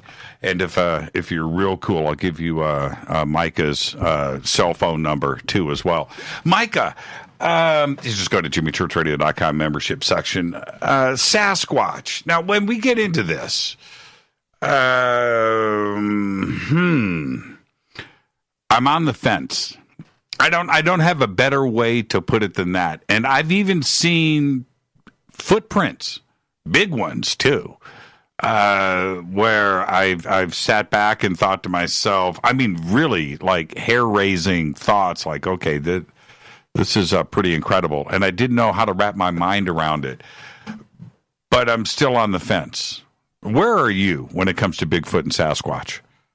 Hold on. You mean to tell me you believe all this silly stuff, but a giant anthropomorphic ape in North America still seems too out there for you, Jimmy? Look, I have seen on the same day, I saw a daytime. This is the Gralien UFO. It's a Holy Grail alien situation. I saw the Gralien daytime UFO, 400 feet tall, shaped like a beer can, black, spinning, vertical, with witnesses all around me, like 30 people. And saw this thing in the sky, clear as day, lit up, in focus, sun shining on it, freaked out, and then it just lasted about 15 seconds and disappeared right in front of us. Now, as big as, I'm going to say, Statue of Liberty, right? Ginormous. Same day, out in the field, 4 Bigfoot prints. Somebody just posted pictures of it right now on Twitter, Micah. You can go and look. Okay. And I think that is that my foot in this picture? And this footprint is like 3 inches deep in the ground, toes, heel, and there's 4 of them, left, right, going in an arch, and they're about 6 feet apart. 6 feet, my brother. Okay? Now, and in hard-packed dirt. I'm 200 pounds. I didn't make a dent in this dirt, but these footprints are 3 inches into the ground. And hard-packed dirt. Now, on the same day, I saw both, but I'm on the fence about Bigfoot. Okay, all right. That's good. And that's where I'm at. I haven't seen Bigfoot. I haven't seen I haven't seen anything. Seen the footprints. It's pretty convincing. Pretty fun to look at. It's a paradigm shift when you see something like this. And I hope you're looking at these footprints. These are what we found out in this field. You can go into Twitter right now and look what everybody is posting. And it's in our documentary, and it was a fun day to see this. But I'm at these images. Yeah, I can't find the images in the Twitter thread. I see everybody tweeting at me there. Hello, Alana, all the way over in Hawaii. Folks all around the world, Anna and Eve and all kinds of Bob out there. So, but I'm still looking for Bigfoot footprints. Yeah, go to hashtag F2B. Yeah, okay. Yeah, I'll find them. Hashtag F2B. You'll see it right there. Can't miss it. And here's the other thing, too, about that. Let me pull up that hashtag there. They should be here, somewhere. I'll copy you on it. Here it comes. At George Noory. That's the guy. Folks, we are just like this. Oh, man. There you go. You got it? Let's see. He's tweeting it directly at me and still technologically challenged. Oh, there it is. Yeah, I guess. Yeah, well, obviously there's some sort of a depression. Is that a hallux? Is that an extending thumb-like toe off the side? It is. This is a picture. When I saw this with my own 2, I mean, it's a clearly defined, sharp footprint. It's crazy. Toes, the whole shot, man. It was a bizarre thing to see. And like I said, we had 4 of these, left, right. 6 feet apart in an arch, turning to the right, and there were 4 out in the middle of this field. Crazy. Okay, so but where are you? That's the question. Well, I'm in my own bunker, and I've allowed you for years to call yours that, but that's another matter entirely. No. As far as where I am on Sasquatch, I think I'm with you in the sense that. And I mean that sincerely. I'm not just trying to agree with you. A lot of people get frustrated because they're like, Micah, you either believe in it or you don't. Right. Which are you? I try honestly not to operate in that way of thinking. Again, what I argue is there is some compelling evidence, but is that enough evidence for me to say, well, I've never seen one. and there's not a decent photograph. There's that piece of footage from, the 1960s made by Roger Patterson and Bob Gimlin that depicts what appears to be a female Sasquatch. And it's a great piece of footage, man. It's a great piece of footage, but it has not reliably convinced all the skeptics. It does not. I mean, again, to me, I look at that, and there are many aspects of the Patterson-Gimlin film that compel me. And I did a podcast episode about this called Frame 357. Looking deeply at this and some of the nuances of that narrative. But again, for me, the problem is that many people argue, well, that's probably just a person in a suit. Now, it looks to me like, based on the technology available in the 1960s, especially to a couple of cowboys in California at that time, that the appearance of what's in that film exceeds what they could have reliably hoaxed. And if you read the narratives about how they allegedly hoaxed it, there are a lot of problems. One theory is that, Philip Morris, a costume maker here in North Carolina who passed away a few years ago, he was based in Charlotte, just a couple of hours from me, that he made the costume. Another theory was that, and this according to the retired Pepsi Cola bottler, Bob Hieronymus, who claimed that he'd worn the suit. Yep. He said it was made out of horsehide, that the top portion was kind of like a tunic or a big T-shirt, that there was a waistband that drew the pant portion together. Look, quite obviously what he described was not in the film. That was a much more sophisticated costume, if it was a costume. But even Philip Morris, the costume maker, when he looked at the video, said, well, the mask isn't the same. It looks like he's made something a little different from the mask I gave him. The arms are longer. The suit I gave him didn't have breasts, so he's obviously augmented it, but I sold a suit to Patterson. Clearly that's my suit.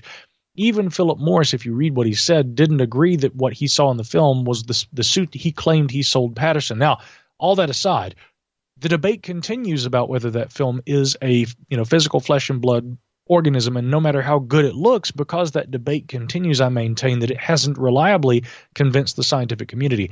Where I stand on it is, I look at that evidence and I say, even if it hasn't convinced the community that a creature exists, we have to consider it. And it's not the only evidence that exists. However, the body of evidence in support of the existence of Sasquatch is scant enough that it's not really enough to be able to say conclusively, yeah, this thing's out there. Now we've just got to go find it. So where I sit is, I'm one of these guys who, like you, and I think it's a fair position to be in if you're really being honest, I'm on the fence. I'm really interested in that data. I'm interested enough that I continue to pursue it. I look at the anthropological and the zoological angle. I've even looked at the archaeological angle, and we can get into a little of that if you like. Have you found any archaeological evidence?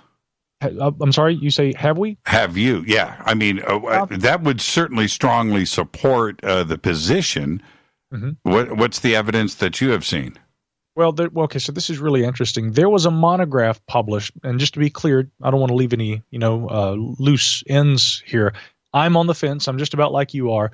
I'm compelled enough by the evidence to want to continue to look. I'm not 100% convinced yet that the creature exists. That's where I am. So I'm not crazy. I don't believe in this mythical creature, but I also think it's really silly that people refer to Sasquatch as a mythical creature. Let me touch on that, and then I promise we'll talk about archaeology here.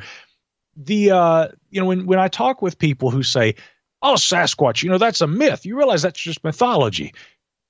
It's interesting that we see UFOs going through this sort of renaissance, and most people who have not taken a whole lot of time to study the literature and who are interested in UFOs, they just kind of leap to the conclusion that, well, the most likely assessment of this phenomena is extraterrestrial visitation. And hey, we've got some instrumental data from the Navy and the Atfleer systems and the Raytheon company and the videos that the Navy released and all this stuff. So it's interesting to me that people are like, Bigfoot mythology, UFOs, alien visitors, extremely sophisticated technologies, aerospace technologies being utilized by alien visitors. Sure, I'm all in on that. And yet something like Sasquatch seems so remote.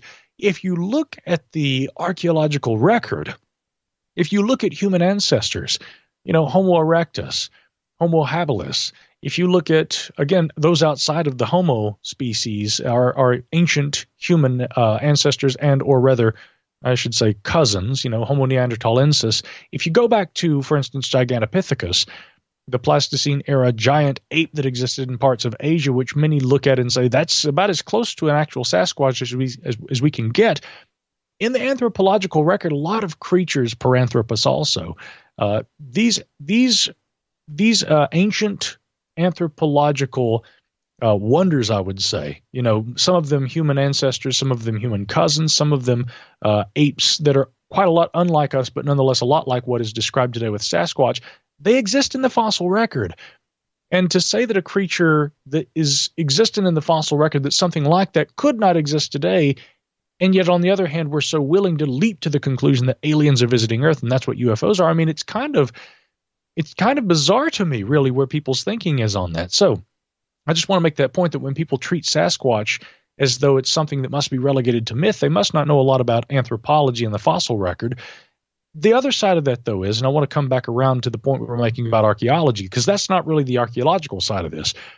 When it comes to what do we have in terms of physical discoveries in archaeology that might support the idea of an awareness by indigenous cultures in North America of Sasquatch, there's a fascinating monograph that was published, I believe, in 1891 by James Terry, and it's entitled Sculptured Anthropoid Ape Heads from the John Day River, which the John Day River being a tributary of the Columbia River up there. But fascinating little monograph, because what it entails are a number of stone carvings that are found up there along the John Day River in Oregon that resemble ape heads. They have quite obviously simian characteristics in the faces on these stones.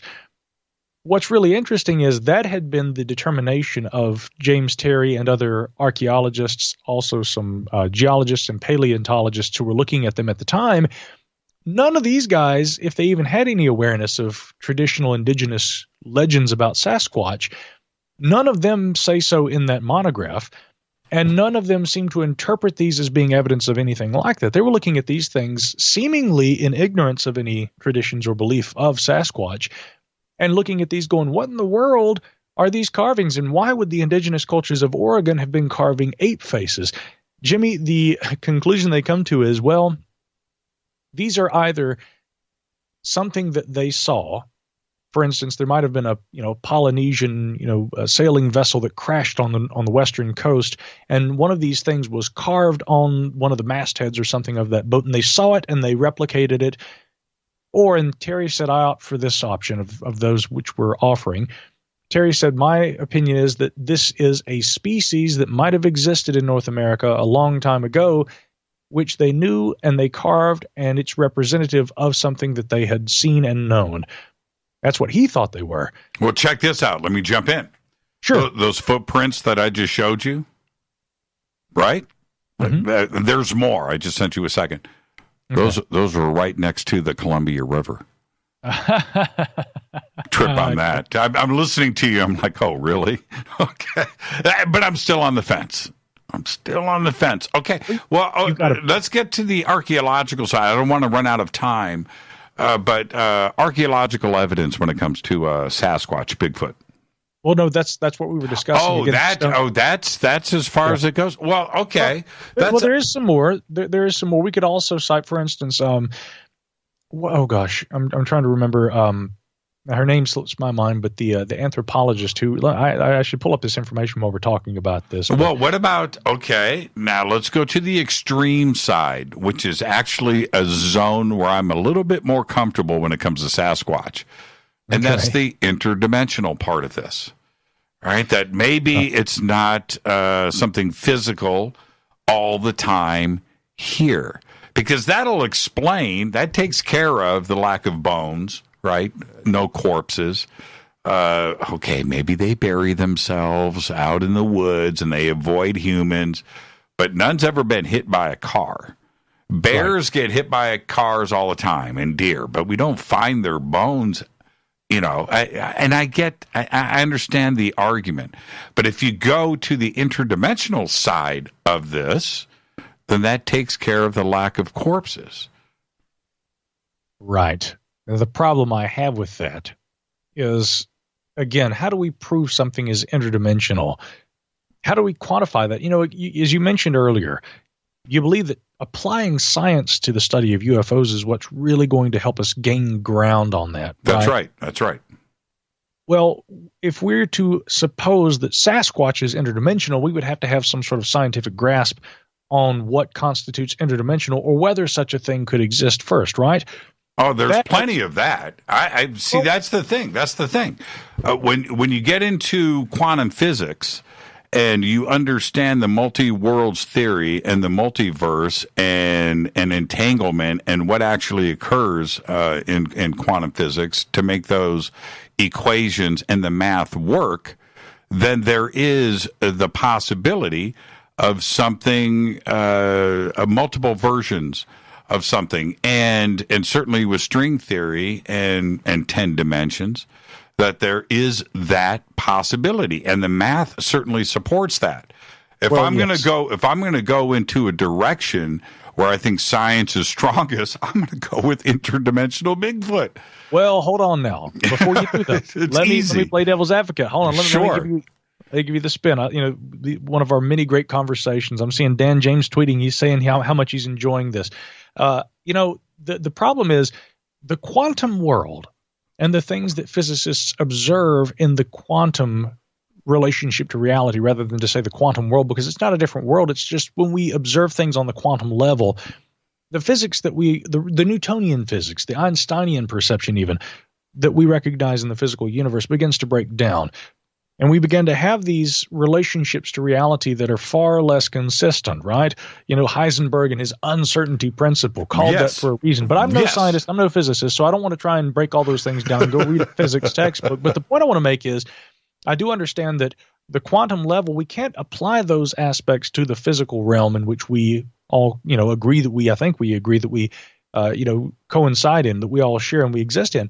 If we are to apply those principles in the furtherance of an idea that Sasquatch might be interdimensional or something along those lines, I think it's a misappropriation of those ideas. I'm all for the idea that there are other worlds. The idea of a multiverse, that seems to be something that, again, scientifically seems plausible, but we have to know more about it and the applications for that before we can say that that is a reasonable explanation for why we don't find a body of the Sasquatch. Unfortunately, here's the sad thing, and this brings us back to being on the fence.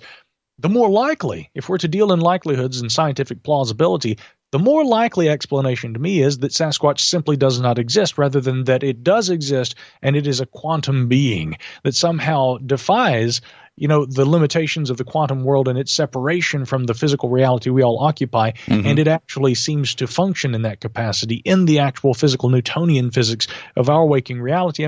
That's much more of a stretch than to say that Sasquatch simply doesn't exist. The problem I have with saying that Sasquatch simply doesn't exist is that people still say that they see the things. I know. So how do you reconcile that? It is a problem. It is difficult to reconcile. For me to accept, there's two issues that I have here. I'm a walking paradox. The first, and I'm serious about this, is that I on one side, the Bigfoot, Sasquatch people out there want me to believe that Sasquatch is smart, Bigfoot is smart, they avoid humans, they communicate, they're able to hide deep in the forest, they avoid us, and therefore that's why we don't see them. And I don't buy into that today. There's too much population, there's too much video, there's too much of everything that there would be evidence of it. But on the other hand, this is where I'm a walking paradox, we have the panda. The panda avoided us for thousands of years. Yep. You just brought up mythological. Friggin' panda was a mythological creature until now. Until it was discovered, right? Right. So, and somebody can come up to me and go, well, what about the panda? Well, that shuts me down. So I'm now a walking paradox of myself. So I don't know which way to go. But until there is some other physical evidence of it being something physical, then I'm going to go with interdimensional. It's easier for me to believe that than Bigfoot is just out there avoiding humans. I just don't buy into that. I don't buy into that part of it. I think there's something much more mystical to it and something more paranormal to it. And that's easier for me to digest. It really is. And, I think it's actually fine to be, you talk about being a walking paradox, but again, I think that that's okay.